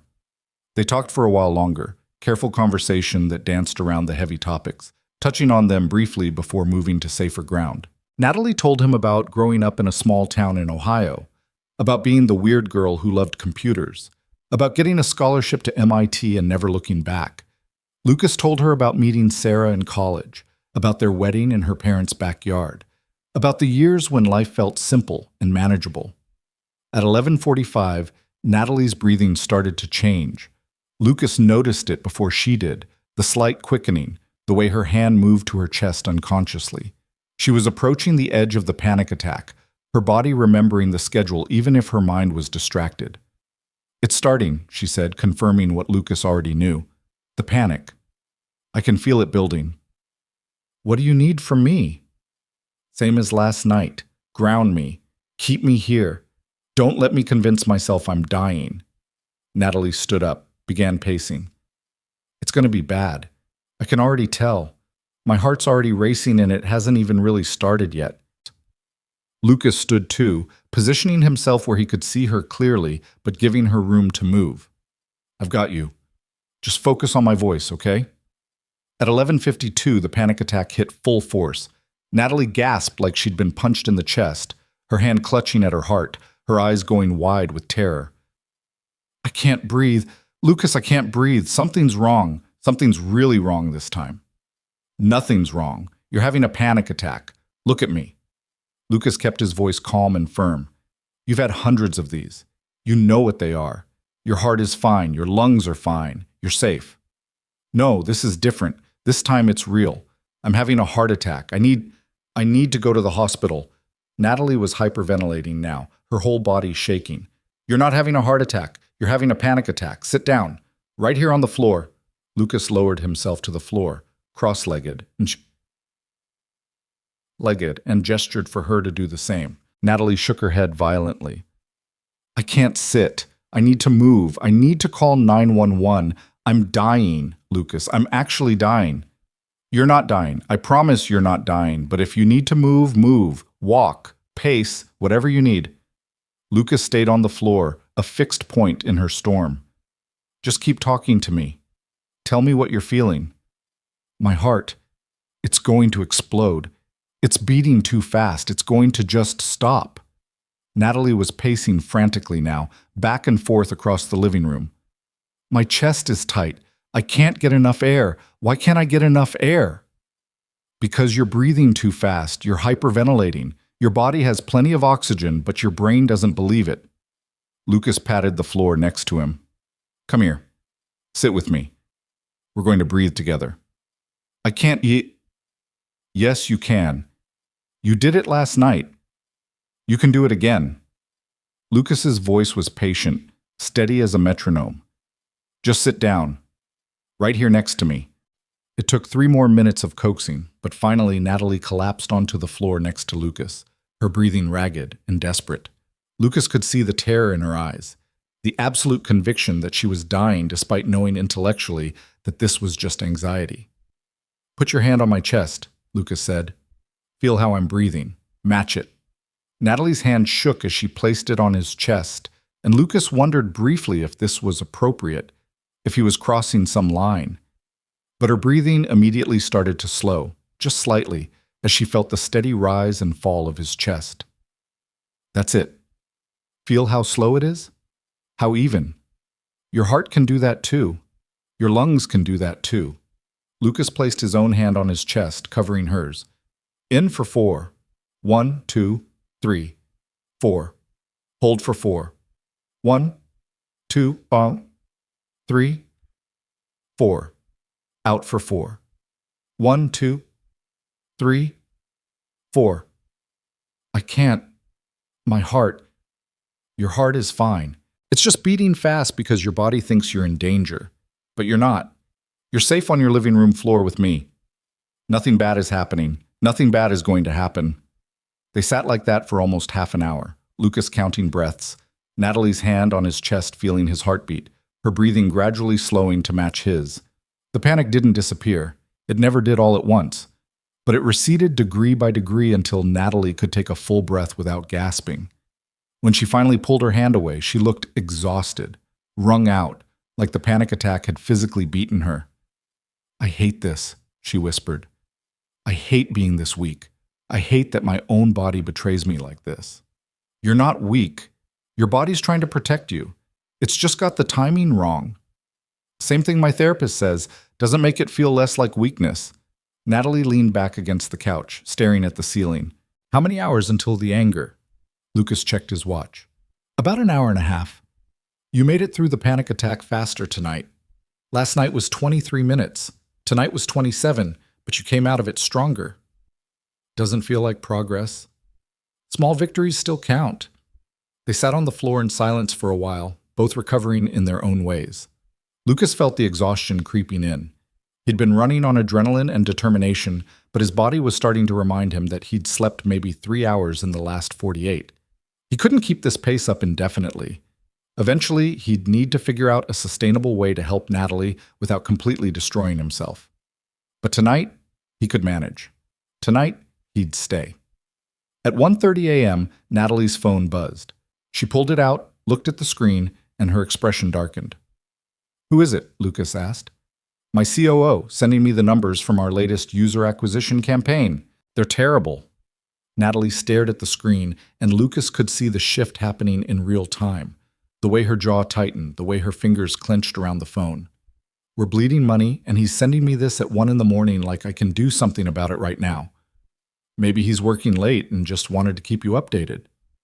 Maybe he's incompetent and trying to cover his ass by making it look like he's on top of things." Natalie threw the phone onto the couch. "This is what happens. This is when I start to turn everything toxic. I'm going to spend the next hour convinced that my company's failing, that my entire team is worthless, that I should fire everyone and start over." "Is that true? Are those things actually true?" "No, probably not. We're doing fine. One bad campaign doesn't mean anything." Natalie stood up, started pacing again, but this time with a different energy. Aggressive, angry. "But that's what the anger does. It takes whatever's bothering me and amplifies it until it's all I can see, until I'm convinced everything's falling apart." Lucas stood too, giving her space to move. "What else does the anger tell you?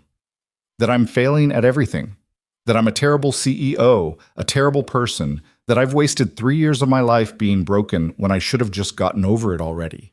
Natalie's voice was rising. "That everyone who left was right to leave because I'm impossible to deal with, that you're going to leave too once you realize how much of a mess I really am." "I already know you're a mess," Lucas said calmly. "I was here last night, remember? I heard the screaming. I saw the panic attack. I held you while you cried at 4 in the morning. If I was going to be scared off by your mess, I would have left already." "Then you're an idiot, a masochist, someone with terrible judgment. Maybe, or maybe I just see something in you that's worth staying for." Natalie whirled on him, her eyes blazing. "Like what? What could you possibly see that's worth this? Worth showing up night after night to watch someone fall apart? What's your angle here, Lucas? What do you get out of this?" Here it was, the anger she'd warned him about. The part where she tried to burn everything down. Lucas took a breath, reminded himself that this wasn't really about him, that Natalie was fighting demons he couldn't see. "I don't have an angle," he said evenly. "I'm not here for any reason except that I think you deserve not to be alone with this." "That's not an answer. Nobody does something like this without wanting something back. So what is it? You want to sleep with me? Want to feel like a hero? Want to tell yourself you're a good person because you helped the traumatized woman?" "No." "Then what?" Natalie was shouting now. "What do you want from me?" Lucas met her eyes, unflinching. "Nothing. I don't want anything from you. I'm here because I choose to be here. That's it. That's not how people work. Everyone wants something." "Then maybe I'm not everyone." Natalie laughed harshly. "You're so full of shit. You're just like all the others. You'll stay until it's too hard, until you realize this isn't some romantic story about fixing the broken girl, and then you'll leave. At least the others were honest about it. At least they admitted when they'd had enough. I'm being honest too. I'm telling you I'm here tonight. I'm not making promises about tomorrow or next week or next month. Just tonight. Because tomorrow you'll be gone. Because tomorrow we'll figure out tomorrow. Lucas kept his voice steady, refusing to match her anger with his own. You want me to leave right now? Say the word and I'll go. But don't tell me what I'm thinking or feeling. Don't put words in my mouth based on what other people did. I'm not them. Natalie stared at him, breathing hard, her fists clenched at her sides. Lucas could see her warring with herself, part of her desperate for him to stay, part of her trying to drive him away to prove her belief that nobody ever stayed. She was testing him, pushing every button she could find, trying to locate his breaking point. You're too good to be real, she said finally, her voice dropping to something bitter and defeated. Nobody's actually this patient, this understanding. You're either lying to me or lying to yourself. Or I'm telling the truth and you're not used to people meaning what they say. Same difference. Natalie turned away from him, wrapping her arms around herself. You should go. This isn't fair to you. You have a daughter waiting at home, a life that doesn't involve babysitting a broken woman through her nightly breakdown. Emma's asleep, my mother's with her, and I'm exactly where I choose to be. Why? The word came out as almost a wail. Why do you keep choosing this? Lucas thought about how to answer that. He could give her the simple version, that he was a decent person who didn't like seeing people suffer. But that felt insufficient, like it was diminishing what was actually happening between them. The truth was more complicated, messier, harder to articulate. Because I know what it's like to fight battles that nobody else can see, he said slowly. I know what it's like to smile during the day and fall apart at night. I know what it's like to feel like you're drowning and everyone around you thinks you're fine because you're still managing to tread water. And I know what it meant during those darkest times when someone showed up anyway. Who showed up for you? My mother. Sarah's best friend Rachel, a grief counselor who met with me for free because she'd lost her own spouse and understood. They didn't fix anything. They just stayed. Let me be a mess. Didn't try to rush me through it or convince me I should be better by now. Lucas moved closer, still giving Natalie space, but closing the distance slightly. That's what I'm doing for you. Staying, witnessing, not trying to fix anything. Natalie's shoulders started to shake. The anger was cracking, giving way to something more vulnerable underneath. I don't know how to let people help me. You're doing it right now. You let me come back tonight. You let me sit through your nightmare and your panic attack. You're letting me see you at your worst. That's letting me help. But I'm so mean. I say terrible things. I try to push you away. I know. You warned me, remember? And you stayed anyway. And I stayed anyway. The clock showed 2:47 a.m., the exact time when Natalie's attackers had broken into her old apartment 3 years ago. Lucas saw her register it, saw the moment when the coincidence of the time hit her. Her breathing quickened again. It's 2:47, she whispered. I see that. That's when it happened, when they came in. Every night when I see that time, I feel like I'm right back there. But you're not. You're here, in a different apartment, a secure building, with me. Nothing bad is happening at 2:47 tonight. How do I make it stop? How do I make my brain stop freezing at this time every single night? I don't know, Lucas admitted. But maybe we can try to create a new association. Instead of 2:47 being the time when something terrible happened, maybe it can become the time when someone stayed with you. The time when you weren't alone. Natalie looked at him, tears streaming down her face. You really believe that? That we can rewrite what this time means? I think it's worth trying. And I think it's better than letting those men who hurt you continue to own this moment 3 years later. Something in Natalie broke completely then. Not in a bad way, but like a dam finally giving way to let the pressure out. She moved toward Lucas, and he opened his arms, letting her collapse against him. She cried like she had the night before, deep, wrenching sobs that seemed to come from somewhere ancient and wounded. But this time there was something different in it. This time it felt less like despair and more like release. Lucas held her and let her cry, one hand gently rubbing her back, the other cradling her head against his shoulder. He didn't try to stop the tears or rush her through them. He just held steady while she fell apart, being the anchor she needed in this moment. "I'm so tired," Natalie sobbed into his shirt. "I'm so tired of being scared, so tired of fighting, so tired of waking up every day knowing I have to survive another night of this." "I know. I want to be normal again. I want to sleep through the night and not check all the locks 5 times and not feel like I'm about to die every single day. I want my life back." "I know you do. Why did this happen to me? What did I do to deserve this?" "Nothing," Lucas said firmly. "You did nothing to deserve this. You forgot to lock a door one time. That's a mistake anyone could make. This isn't your fault. It was never your fault. Then why can't I let it go? Why am I still so broken 3 years later? Because trauma doesn't follow a timeline. Because your brain is trying to keep you safe and hasn't learned yet that the danger is past. Because healing isn't linear, and there's no expiration date on grief or fear." Lucas's voice was gentle but certain. "You're not broken, Natalie. You're hurt. There's a difference." "Tell me the difference." "Broken means you can't be fixed, can't be whole again. Hurt means you're injured but still intact, still capable of healing even if the scars remain. You're hurt, deeply hurt, but not broken." Natalie pulled back slightly to look at his face, her eyes red and swollen, her cheeks streaked with tears. "How are you so sure?" "Because I see you. I see how you run a company while carrying this weight. I see how you show up for your life every single day despite how hard it is. I see how you let me stay, even though every instinct is screaming at you to push me away. That's not broken. That's extraordinary. I don't feel extraordinary. I feel like I'm barely surviving. Sometimes surviving is extraordinary. Sometimes just making it through another day is the bravest thing you can do." They stayed like that for a long time, Natalie in Lucas's arms, both of them exhausted and worn down by the long night. Outside the windows, the city was at its quietest, that strange dead hour between late night and early morning when even the most dedicated partiers had gone home and the early risers hadn't yet woken. At some point, Natalie's tears stopped.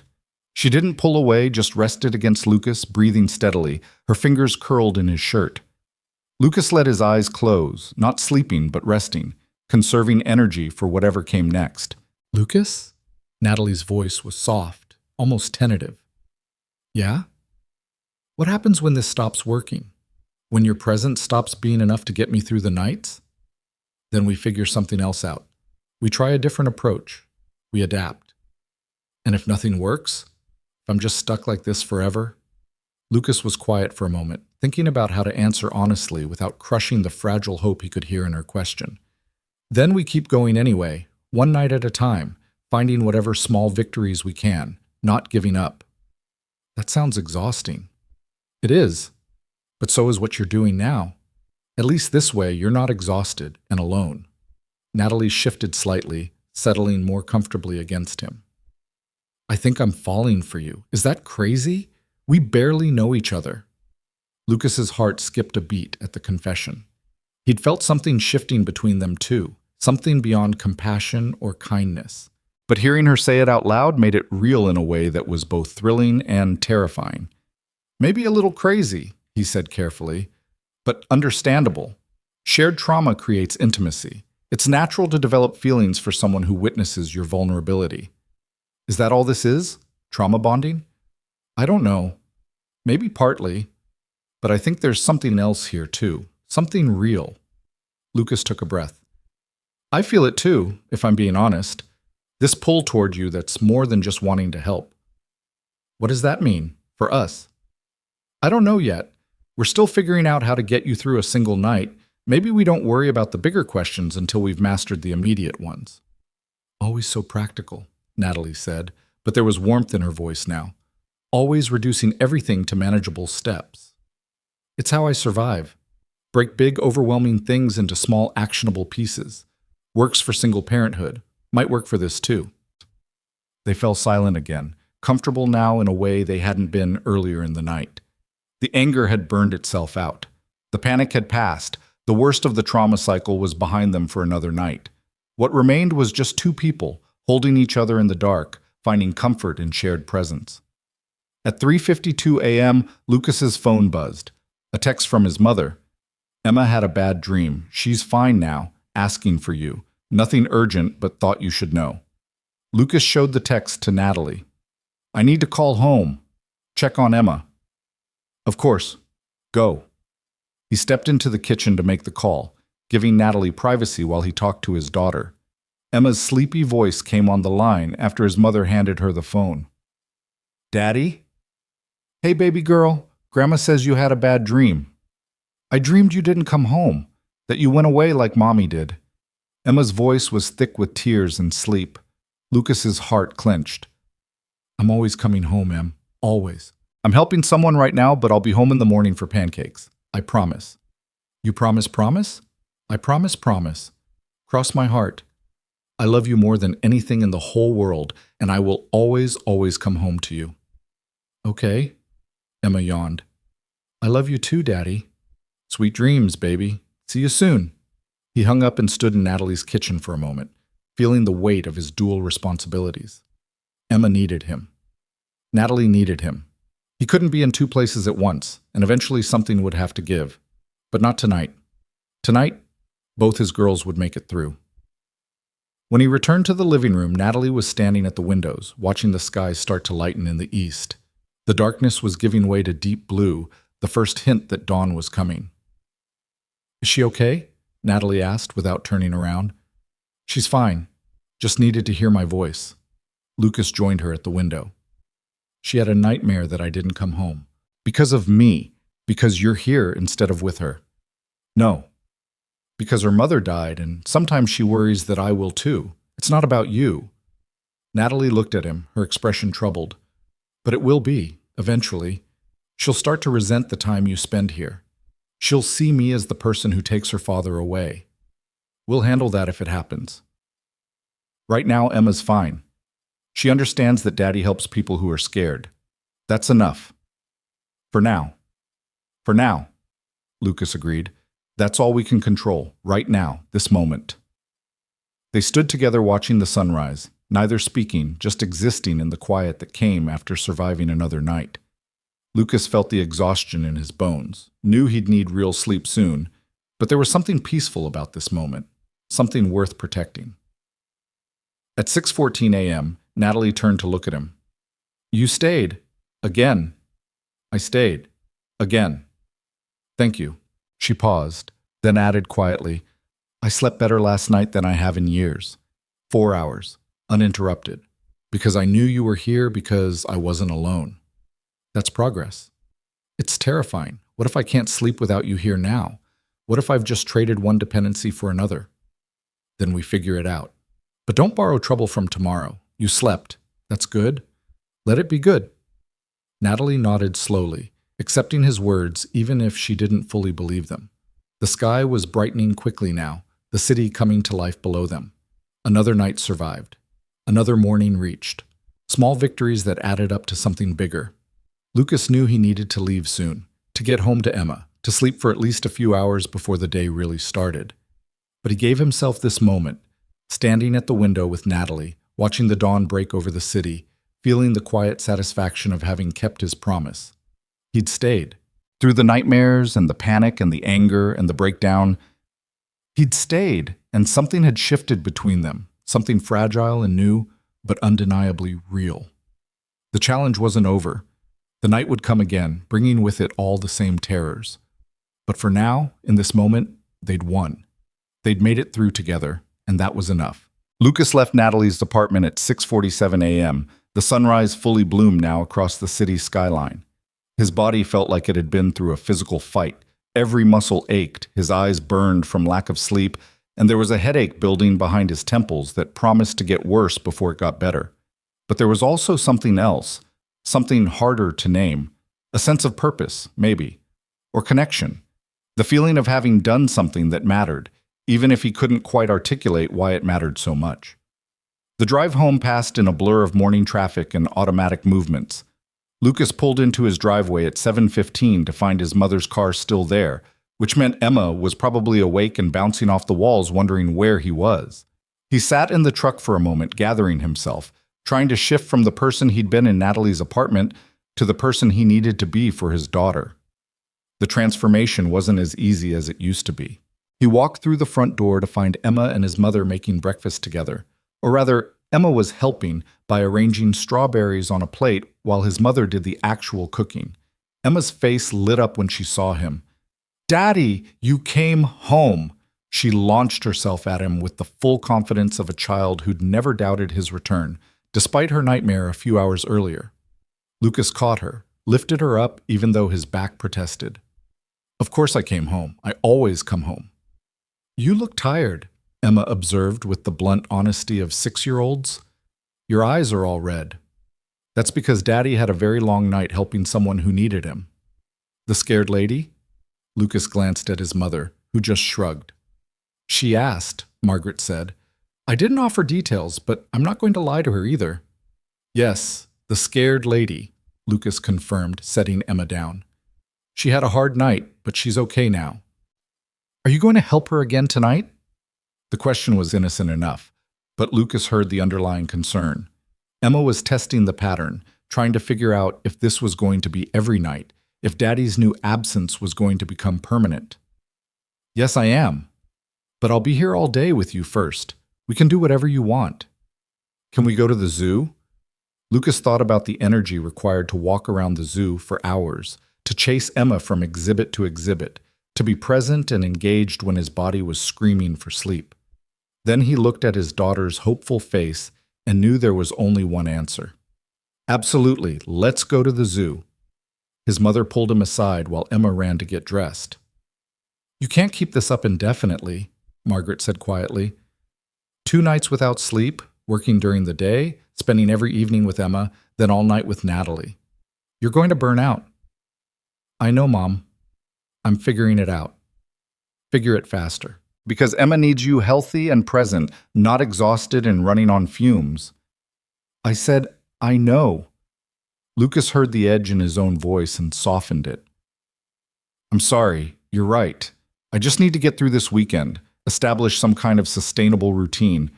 I can't do all-nighters every night." "Have you talked to Natalie about that?" "Not yet. We're still in crisis mode, still just trying to survive one night at a time." Margaret studied her son's face with the kind of knowing look that only mothers could manage. "You care about her, not just as someone you're helping." It wasn't a question. Lucas considered denying it, then decided there was no point. "Yeah, I do. I don't know if it's real or just circumstantial, but I care about her. And that makes this harder, because you can't just walk away when you hit your limit. I don't want to walk away. But you might have to, for Emma's sake, for your own sake." Margaret put a hand on his arm. "I'm not saying abandon Natalie. I'm saying you need to find a way to help her that doesn't destroy you in the process." Lucas knew she was right. The math was simple. He couldn't sustain 24-hour days indefinitely. Something had to give, and it couldn't be Emma, which meant he needed to have a real conversation with Natalie about what sustainable help actually looked like. But not today. Today he would take his daughter to the zoo and pretend his life wasn't becoming increasingly complicated. They spent 6 hours at the zoo. Emma dragged Lucas from the elephants to the penguins to the petting zoo and back again, her energy apparently infinite while his reserves depleted with every step. But he smiled and took pictures and listened to her chatter about which animals were her favorites and why. He bought her overpriced ice cream and let her ride the carousel twice. He was present, fully present, in a way that he hoped made up for the nights he was gone. On the drive home, Emma fell asleep in her car seat, exhausted from the day. Lucas glanced at her in the rearview mirror and felt his heart constrict with love and guilt in equal measure. She was his entire world, the reason he got up every morning, the person who made every sacrifice worthwhile. How could he balance that against his growing need to be there for Natalie? Back home, Lucas carried Emma inside and laid her on the couch, where she curled up like a cat and kept sleeping.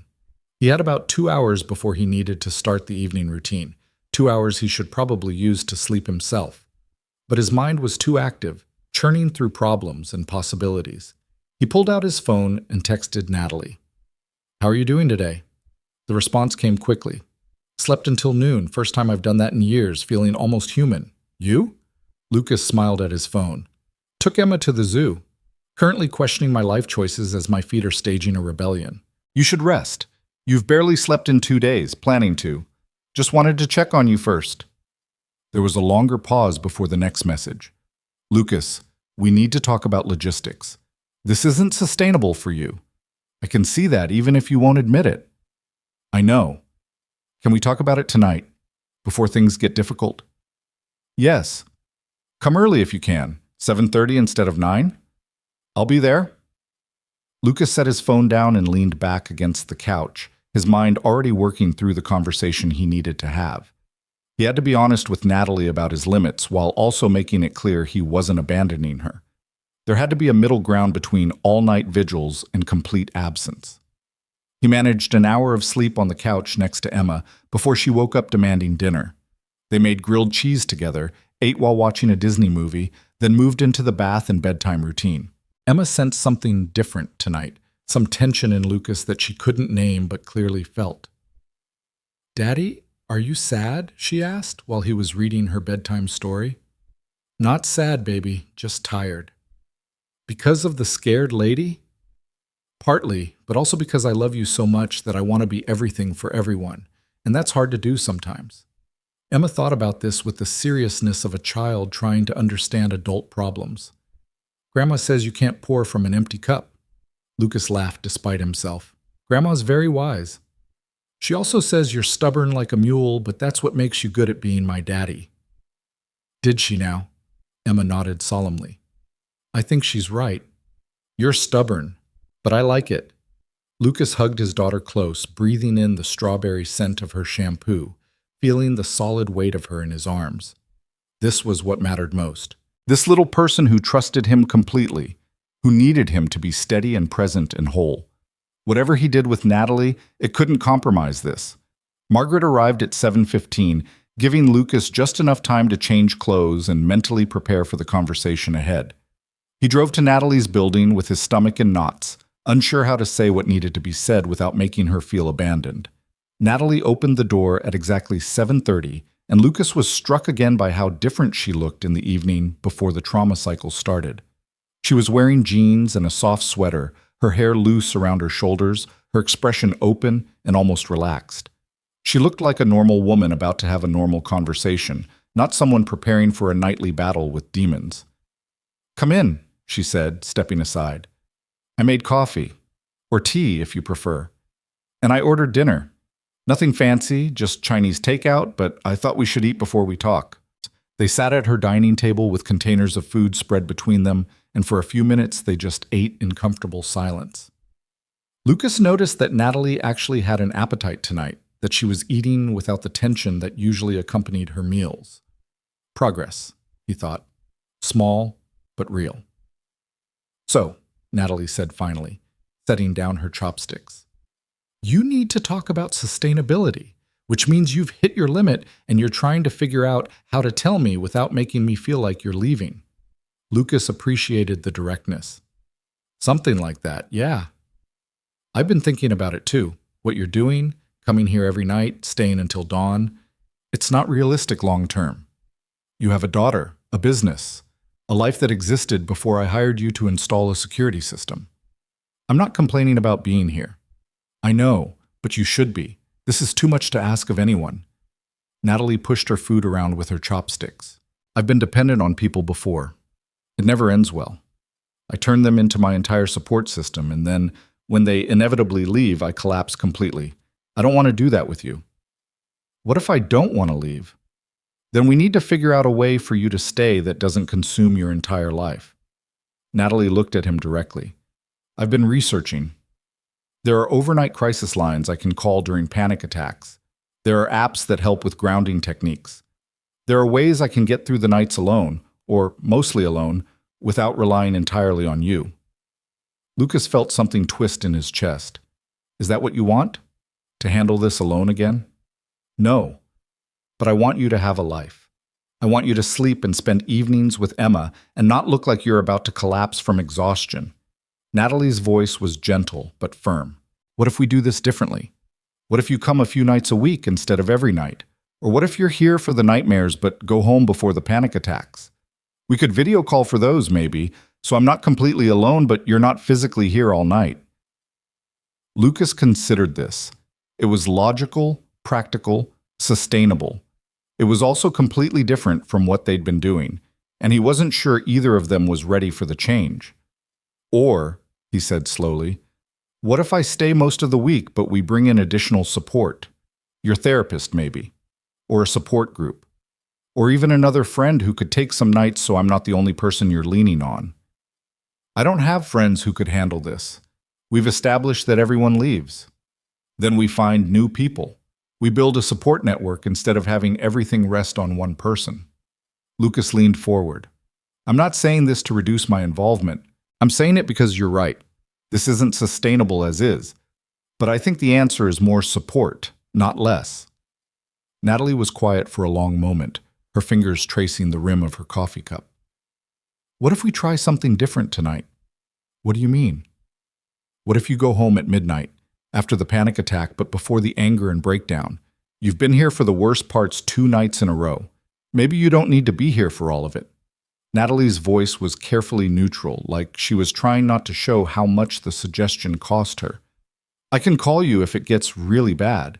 You're only 20 minutes away, but you could get some actual sleep, be home with Emma in the morning. Lucas wanted to argue, wanted to insist that he could handle the full night again, but his body was already screaming at him that it couldn't, that another all-nighter would push him past his functional limits. Are you sure? He asked. No, but I need to learn to do this. I can't be dependent on you being here every single night for the rest of my life. That's not fair to either of us. What if tonight's the night you really need me and I'm not here? Then I'll survive it like I've survived the last 3 years. It'll be awful and terrible, and I'll hate every second, but I'll survive. Natalie met his eyes. And tomorrow, we'll try again. We'll adjust. We'll figure out what actually works instead of what just feels necessary in the moment. Lucas knew she was right, knew that if they were going to make this work long-term, they needed to start building sustainable patterns now. But it felt like abandonment anyway, like he was choosing his own comfort over her safety. Okay, he said finally. We'll try it. Tonight I stay until midnight, but you have to promise to call me if you need me. Not just if it gets unbearable, but if you need me. Promise. I promise. They finished dinner with the conversation hanging between them, both aware that tonight would be a test. Could Natalie survive the worst parts alone? Could Lucas leave knowing she was struggling? They were about to find out. At 9:45, Natalie's pre-nightmare anxiety kicked in right on schedule. Lucas watched her transform from the relaxed woman who'd eaten dinner with him to the tense, frightened person preparing for war. She paced, checked locks, kept glancing at the clock like it was counting down to an execution. Same as before, she said, her voice already shaking. Stay out here unless I call. I'll be right here, Lucas confirmed. At 10 o'clock, the screaming started. This time, Lucas knew what to expect, but it didn't make it easier to hear. He sat on the couch, hands steady on his knees, and listened to Natalie fight her invisible attackers. The screaming lasted 7 minutes tonight, longer than the previous nights. When it finally stopped, Lucas counted to 60 before Natalie's door opened. She looked destroyed. Her face was swollen from crying, there was blood under her fingernails where she'd scratched herself, and she was shaking so hard she could barely walk. But she made it to the living room, collapsed into the chair across from Lucas. Bad one, she managed. I heard. Are you hurt? Just scratches. I'll be fine. Natalie pulled her knees to her chest. The position Lucas was learning was her default for feeling unsafe. They were so real tonight. I could smell them, feel their hands on me. I was absolutely convinced I was back there. But you're not. You're here. You're safe. I know. Intellectually, I know, but my body doesn't believe it yet. They sat in silence while Natalie recovered, while her breathing slowly evened out and the shaking subsided. Lucas checked his watch, 10:34. About an hour and a half until the panic attack, then another hour and a half until he'd leave. He could manage that. He could stay present for that long. Tell me about Emma, Natalie said suddenly. Tell me something good. I need something good in my head right now. Lucas smiled, grateful for the request. She made me go to the zoo today. Insisted on seeing every single animal, including the ones we've seen a dozen times before. Spent 20 minutes trying to convince me that penguins should be allowed to live in people's houses, because they're basically just fancy birds. Did she win the argument? She made a compelling case. Something about how, if people can have parrots, why not penguins? I had to explain the difference between tropical birds and Antarctic birds, which led to a whole conversation about climate and habitats. She's too smart for her own good sometimes. Natalie's expression softened. She sounds wonderful. She is. She's the best thing I've ever done. The only truly perfect thing in my life. Does she look like you or like Sarah? Bit of both. She has Sarah's eyes, this incredible blue-green that changes depending on the light. But she has my stubborn chin and my tendency to ask why about everything. Lucas pulled out his phone, showed Natalie his lock screen photo of Emma grinning at the camera with chocolate ice cream all over her face. She's beautiful, Natalie said, and there was something wistful in her voice. Do you think you'll have more kids someday? Get remarried? Honestly, I haven't thought that far ahead. For the last 6 years, it's been about survival. Getting Emma through losing her mother, building a business, keeping us both afloat. Romance and future kids feel like luxuries I haven't had time to consider. Until now? Lucas met her eyes. Until now. The moment stretched between them, charged with everything they weren't saying. Whatever this was growing between them, it wasn't just crisis support anymore. It was something more complicated, more real, more potentially devastating if it fell apart. At 11:58, Natalie's breathing changed. Lucas recognized the signs now, the quickening pulse, the hand moving to her chest, the widening eyes. The panic attack was coming. This one hit harder than the previous nights. Natalie couldn't breathe, couldn't think, couldn't do anything except gasp and clutch at her chest and be absolutely convinced she was dying. Lucas guided her through it with the same calm patience he'd used before, counting breaths, grounding her in reality, being the steady presence she needed.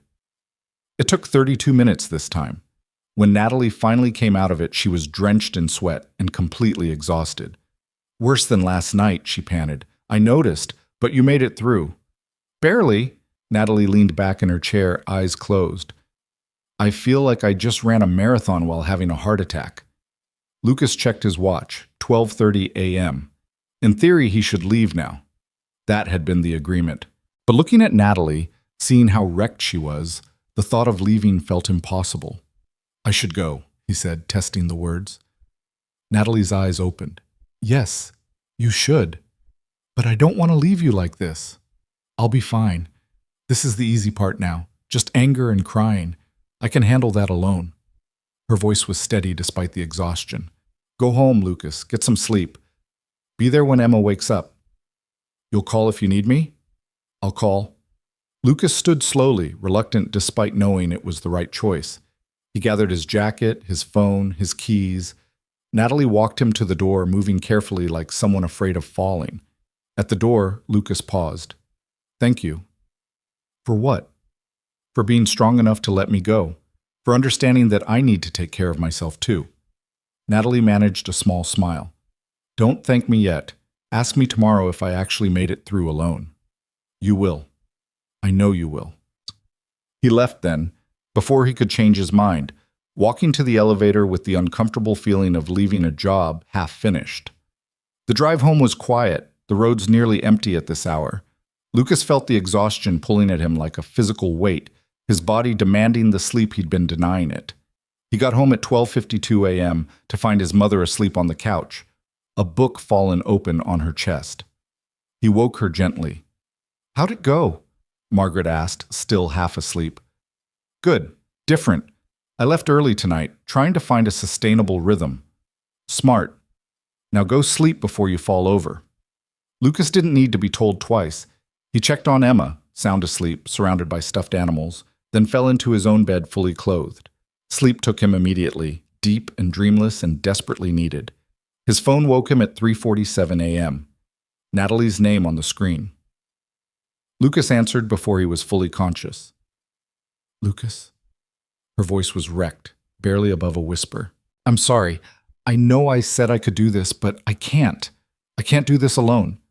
He was already getting out of bed, already reaching for his shoes.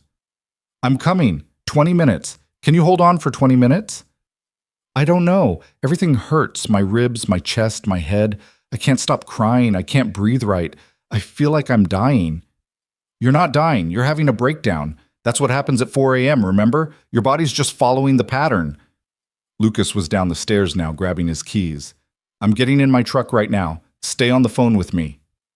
Okay. The word came out as a sob. Lucas drove through empty streets with his phone on speaker, talking to Natalie the entire way. He didn't say anything profound, just kept up a steady stream of words to remind her she wasn't alone. He told her about the route he was taking, about the traffic lights he was passing, about the all-night diner that was still open on 5th Street.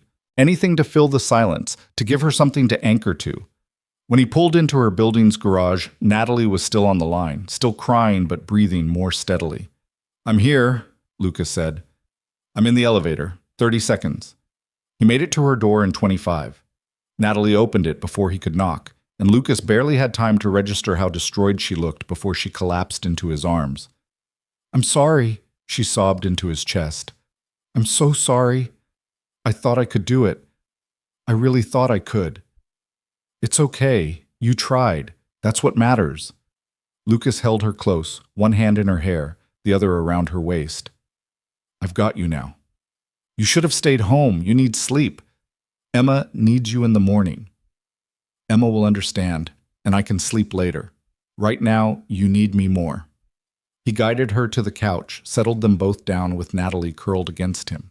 She cried for a long time, deep, wrenching sobs that seemed to come from her core. Lucas held her through all of it, making the same promises he'd made before. I'm here. You're safe. You're not alone. Eventually, the crying subsided into hiccups, then into shaky breathing, then into exhausted silence. Natalie didn't fall asleep this time, just rested against Lucas, depleted. I failed, she whispered. You didn't fail. You tried something difficult and it didn't work. That's different than failure. I made it 4 hours alone. That's pathetic. 4 hours is longer than 0 hours, and now we know what your limit is. That's valuable information. Lucas shifted slightly so he could see her face. We'll try again. Make different adjustments. Maybe I leave at 2 instead of midnight.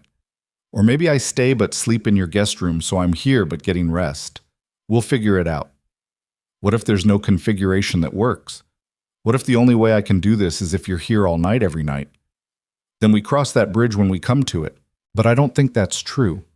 I think tonight was just hard because it was the first time. Next time will be easier. Natalie looked at him with those eyes that had seen too much, that carried too much pain. Why do you keep believing in me? In us? Why haven't you given up yet? Lucas thought about how to answer that. The truth was complicated. A mix of genuine care for Natalie, his own inability to give up on people who needed him, the connection growing between them that felt like it might be love, or might just be trauma bonding, or might be both. Because I see you fighting, he said finally. Every night you fight. You get knocked down and you get back up. You try new things, even when you're terrified, they won't work. That's not someone who deserves to be given up on. That's someone who deserves to have someone in their corner. And you want to be in my corner? I'm already in your corner. Have been since the first night I stayed. Natalie closed her eyes, fresh tears leaking out. I think I love you. Is that insane? Lucas's breath caught. He'd known this was coming, had felt the same thing growing in himself, but hearing her say it made it real in a way that terrified and thrilled him in equal measure. Maybe a little insane, he said softly. We barely know each other outside of crisis mode. But you feel it too, don't you? Yeah, I feel it too. So what do we do about it? Lucas looked at the windows where dawn was starting to break, painting the sky in shades of pink and gold. Another night survived. Another morning reached. They were still here, still together, still trying. We keep doing what we're doing, he said. We take it one day at a time. We figure out what works and what doesn't. We're honest about our limits, and we see where this goes. That's not very romantic. No, but it's real. And right now, real is what we need. Natalie nodded against his chest, accepting his answer even if it wasn't the fairy tale ending she might have hoped for. They sat together as the sun rose, as the city woke up around them, as another impossible night became another salvaged morning. At 6:14 a.m., Natalie looked up at him with something like wonder in her eyes. You stayed. Even when I called you back at 4 in the morning, you came. You stayed. I stayed, Lucas confirmed. And I'll keep staying. We just need to figure out how to make the staying sustainable. For both of us. For both of us, Lucas agreed. Outside, the world was bright and new, full of possibility and pain in equal measure. Inside Natalie's apartment, two damaged people held each other and tried to believe that maybe, just maybe, they could build something real from the wreckage of their separate traumas. The night was over. The challenge continued, but they were still here, still fighting, still choosing each other one difficult decision at a time. And for now, that was enough. The conversation about love hung in the air between them like morning mist, beautiful and fragile and impossible to hold on to. Lucas knew he should probably leave now, get home to Emma before she woke up, try to salvage what remained of the night for sleep. But something kept him rooted to Natalie's couch, kept his arms around her, kept him present in this moment that felt too important to rush past. I need to tell you something, Natalie said, her voice still rough from crying, about why everyone else left. The real reason. Lucas waited, sensing this was important. It wasn't just that they couldn't handle the nightmares or the panic attacks or the anger. It was that I made them my entire world. Natalie sat up slightly, needing to see his face for this confession. I became so dependent that I stopped being a person. I was just this collection of trauma and need. I stopped working on myself because I had someone to lean on, stopped going to therapy as seriously, stopped trying the techniques that might actually help because it was easier to just let someone else manage my breakdowns. And then when they left, I fell apart completely, worse than before, because I'd given them all my coping mechanisms, and when they were gone, I had nothing. Natalie's eyes were clear now, focused. I can't do that with you, Lucas. I can't make you responsible for my healing. It's not fair to you, and it'll destroy us both. Lucas absorbed this, understanding the weight of what she was saying. So what are you proposing?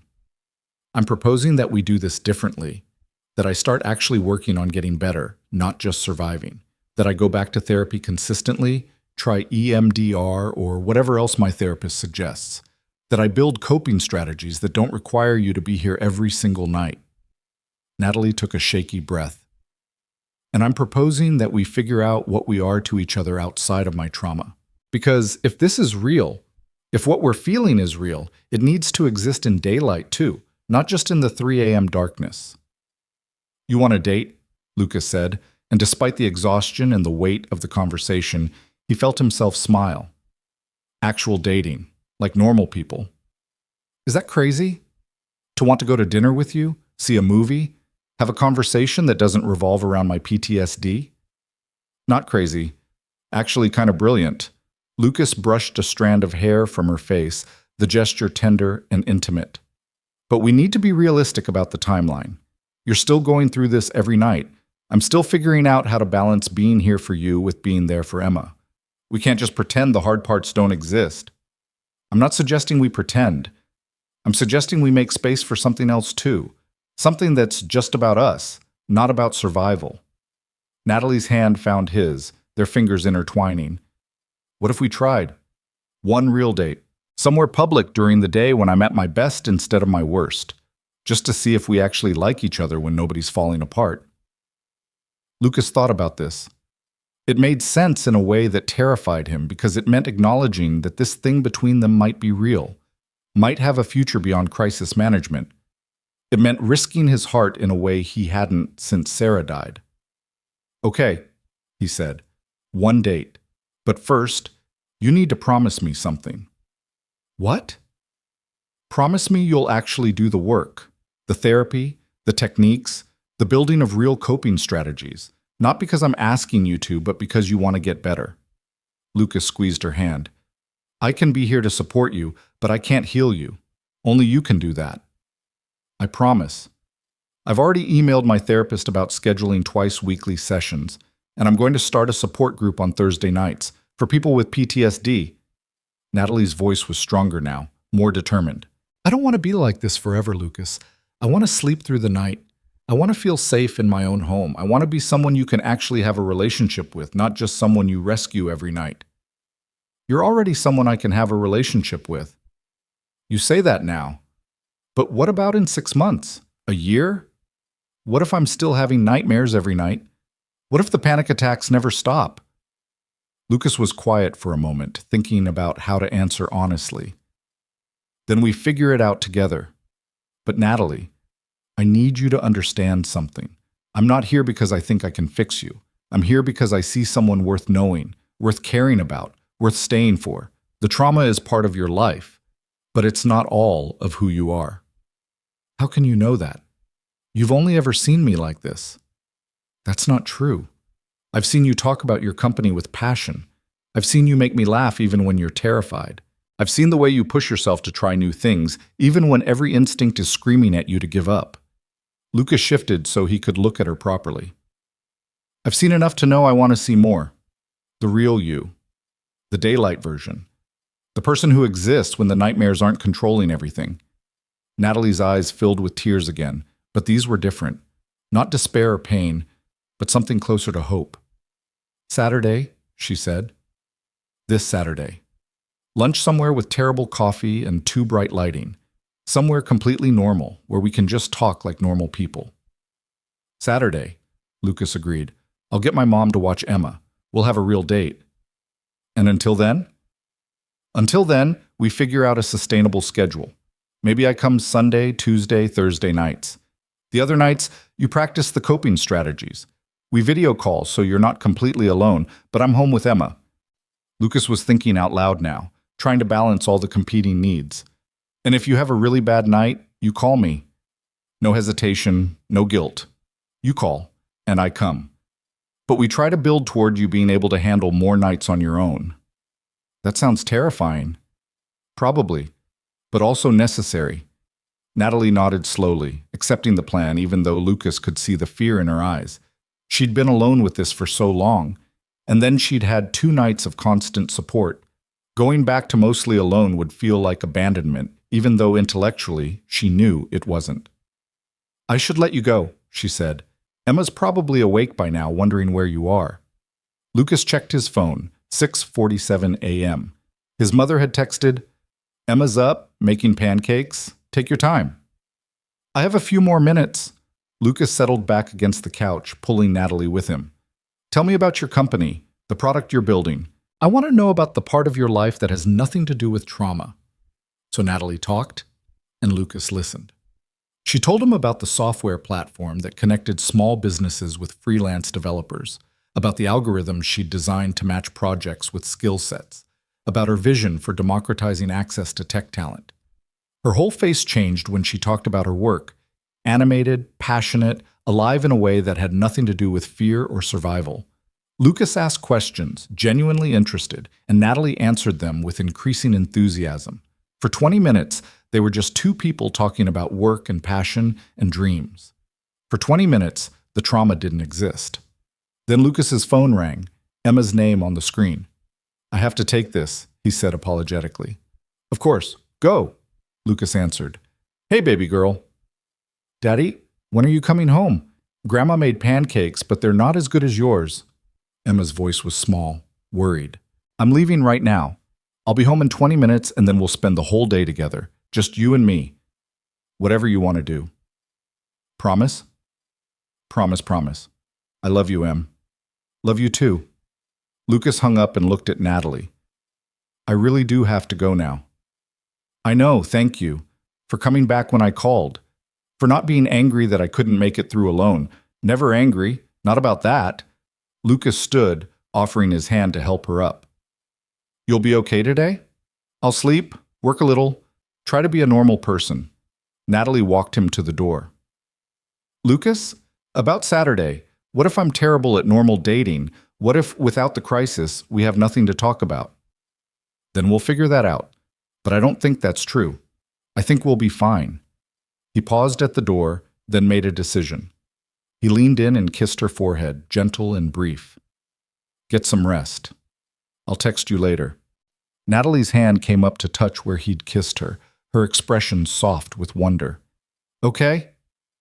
The drive home felt different this time. Lucas was exhausted, yes, but there was also something lighter in his chest. Hope, maybe. Or possibility. The sense that maybe this impossible situation could actually become something real and good.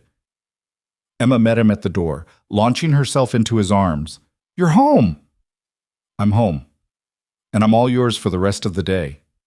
Lucas carried her inside, where his mother was cleaning up breakfast dishes. Margaret took one look at her son's face and smiled knowingly. "You look like someone who just figured something out." "Maybe I did." Lucas set Emma down. "Mom, can you watch Emma this Saturday? Afternoon, probably 2 or 3 hours? Hot date?" "Something like that." "With the scared lady?" Emma asked, because 6-year-olds missed nothing. "Her name is Natalie, and yes, with Natalie." Emma considered this seriously. "Is she still scared?" "Sometimes. But she's working on being braver. We're going to have lunch together like normal people do." "Can I meet her?" The question caught Lucas off guard. He hadn't thought about introducing Emma and Natalie, hadn't considered how to blend those two parts of his life. "Maybe someday, baby, but not yet. Natalie and I are still figuring out how to be friends first." "Okay." Emma seemed satisfied with this answer. "Can we go to the park today and maybe get ice cream?" "Absolutely. Let me take a shower first and then we'll go." Lucas managed 3 hours of sleep after the park, collapsing on the couch while Emma played quietly nearby. When he woke up, it was early afternoon and he felt almost human again. Not completely restored, but functional. He texted Natalie. "How are you doing?" The response came a few minutes later. "Slept 5 hours. No nightmares during the day, weirdly. Feeling okay. How's Emma?" "Good. We went to the park. She asked about you. Wanted to know if you're still scared." "What did you tell her?"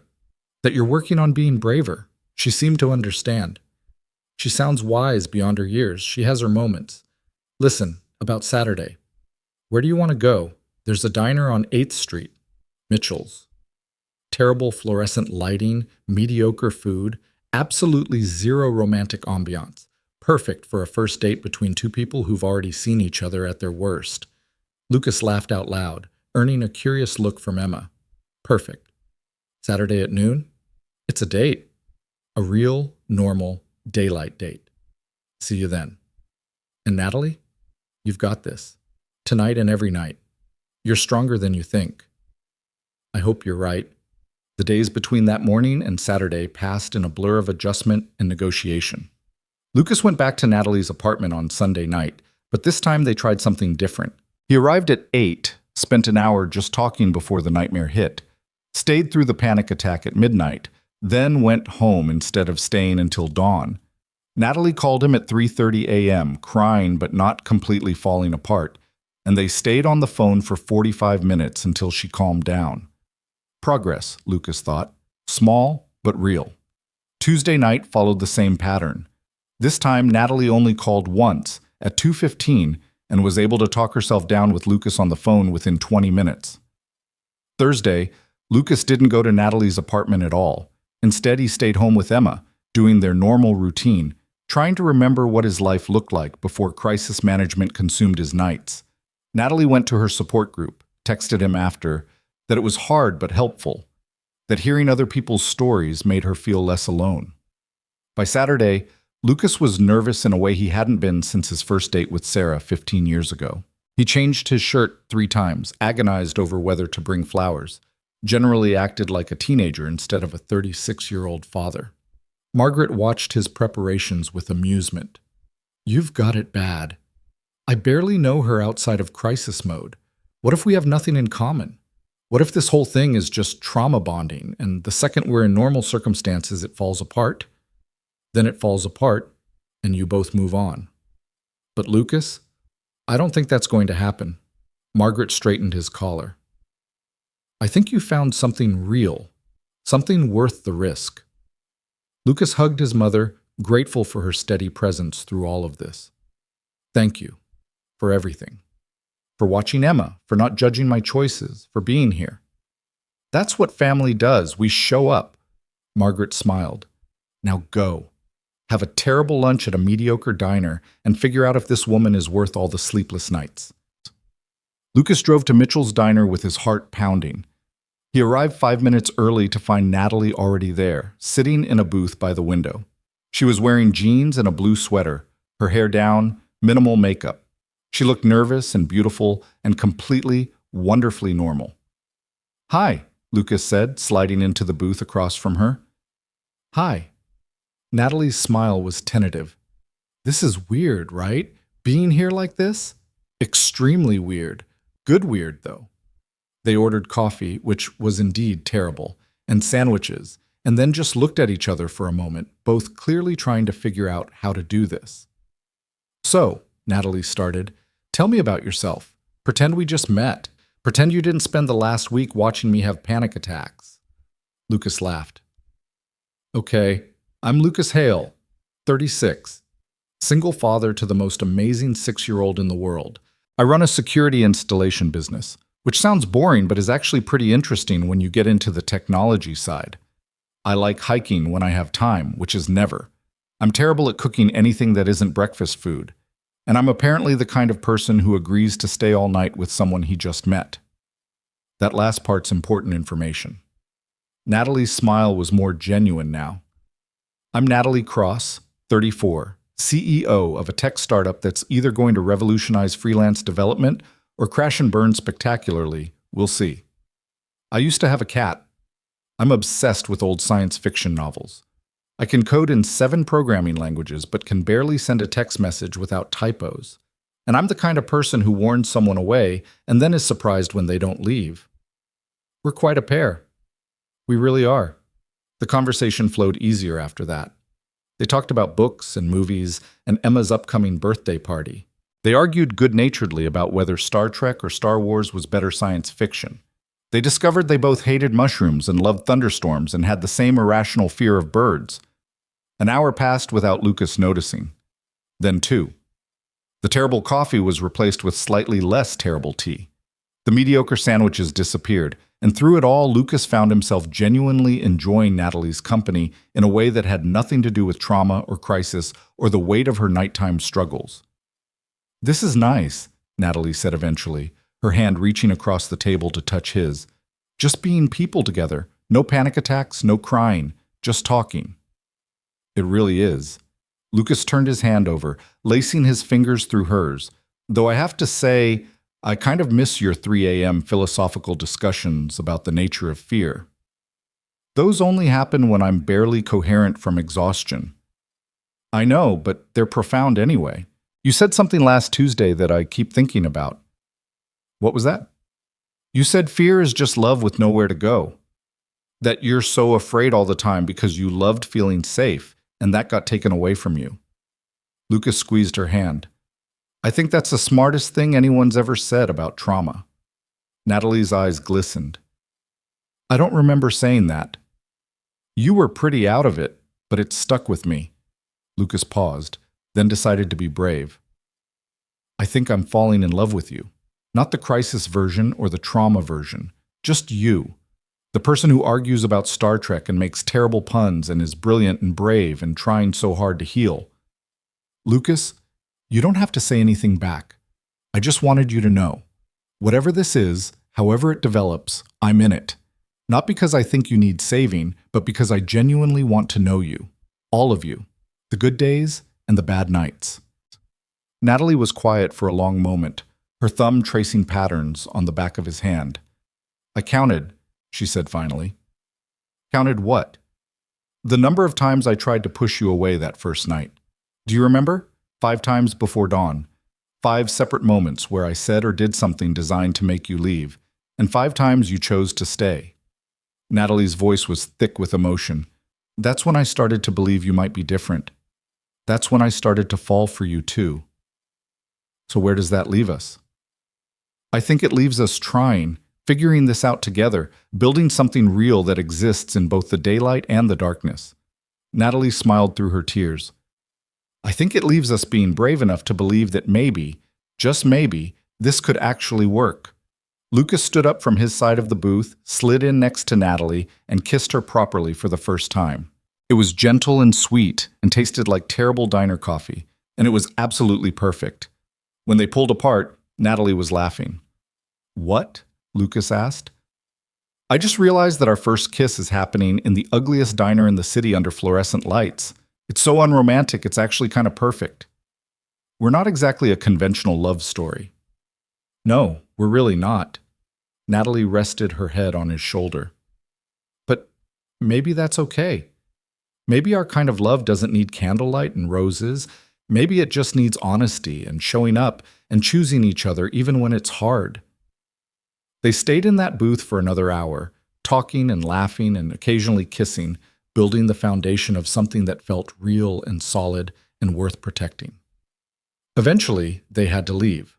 Lucas needed to get back to Emma, and Natalie had work to catch up on, but they left together, holding hands, making plans to see each other again. The weeks that followed weren't easy. Natalie still had nightmares, still had panic attacks, still had nights where she called Lucas at 3 a.m, barely able to breathe. But there were changes too, small victories that added up to something significant. She started sleeping through some nights without nightmares. The panic attacks became less frequent, less severe. She learned grounding techniques that actually helped, built coping strategies that didn't require Lucas to be physically present every moment. Lucas found his own balance too. He spent 3 nights a week at Natalie's apartment, staying until midnight, being there for the worst of the nightmares and panic, but going home to sleep in his own bed. The other nights, he was fully present with Emma, building blanket forts and reading stories and being the father she deserved.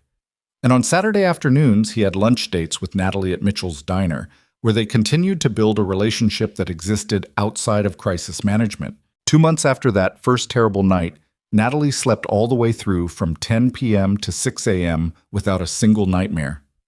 When she called Lucas the next morning to tell him, her voice was filled with disbelief and joy. "I did it. I actually did it. A whole night without waking up screaming." "That's amazing, Natalie. I'm so proud of you." "It's because of you, because you stayed when everyone else left, because you believed I could get better even when I didn't believe it myself." "No," Lucas said gently. "It's because of you. Because you did the work. Because you went to therapy twice a week and practiced the techniques and joined the support group and refused to give up. I was just there to witness it. You did the actual healing. We did it together." "We did it together," Lucas agreed. 3 months after that first night, Lucas brought Emma to meet Natalie. They went to the zoo, Emma's favorite place, and Natalie charmed his daughter by knowing random facts about penguins and letting Emma explain in exhaustive detail why every animal would be better if it could fly. Watching them together, watching his 2 worlds merge, Lucas felt something settle in his chest. This could work. This was working. 6 months after that first night, Natalie had her first full week without nightmares. 7 nights of peaceful sleep, 7 mornings of waking up without terror. She and Lucas celebrated at Mitchell's Diner, their spot, and Natalie cried happy tears into her terrible coffee. "I never thought I'd get here," she said. "Never thought I'd sleep through the night again. Never thought I'd feel safe in my own home." "You fought for it. You earned it. We earned it." Natalie reached across the table, took both his hands. "I need to tell you something." "Okay. I'm not fixed. I might have nightmares again tomorrow, or next week, or next month. The panic attacks might come back. This trauma is part of me now, and it might always be part of me." Natalie's eyes were clear, honest. "But I'm not afraid of that anymore, because I know that even on the bad nights, even when I fall apart, I won't be alone. You've taught me that. You were never meant to be alone with it. I know that now. And Lucas, I love you. Not because you stayed when everyone else left, though that matters. Not because you helped me through the worst nights of my life, though I'll never forget that. I love you because you're kind and patient, and you make terrible dad jokes, and you love your daughter with your whole heart. I love you because you're you." Lucas felt his own eyes burning. "I love you too, the real you, the whole you, the daylight version and the 3 a.m. version and every version in between." "So what do we do now?" "Now we keep going. We keep building this. We keep showing up for each other." Lucas smiled. "One day at a time. One night at a time. Together." "Together," Natalie agreed. They left the diner hand in hand, walking out into the bright afternoon sunlight. The city bustled around them, full of people living their normal lives, and for the first time in 3 years, Natalie felt like she was one of them. Not broken, not damaged beyond repair, just a person who had survived something terrible and was learning to live again. That night, Lucas stayed with Natalie until she fell asleep, then drove home to Emma. It was their routine now, comfortable and sustainable. As he pulled into his driveway, he thought about that first night, about the challenge Natalie had issued. "You won't last a night with me." He'd lasted not just one night, but dozens. He'd witnessed her worst moments and chosen to stay anyway. And in staying, in refusing to let her face the darkness alone, he'd found something he hadn't been looking for. Love. Real, messy, complicated love that existed in both the crisis and the calm. The challenge had been accepted and won, but not through courage or strength. It had been won through the simple act of staying, of showing up, of being present even when it was hard. Lucas checked on Emma, sound asleep, peaceful, then fell into his own bed. His phone buzzed with a text from Natalie. "Thank you for tonight. Thank you for everything. I love you." He responded, "Love you too. Sweet dreams." And as Lucas drifted off to sleep, he thought about the journey that had brought them here, about loss and trauma and the long road of healing, about two broken people finding each other in the darkness and choosing to build something in the light. The nightmares might come back. The panic attacks might return. There would be hard nights ahead, setbacks and struggles and moments of doubt. But Natalie would never face them alone again. And that, Lucas thought as sleep took him, made all the sleepless nights worth it. The challenge wasn't about lasting one night. It was about choosing to stay, night after night, until the darkness didn't feel so overwhelming anymore. Until morning came a little easier. Until love grew strong enough to hold them both. They had won that challenge together, one stayed promise at a time. And they would keep winning it every night for as long as it took. Together.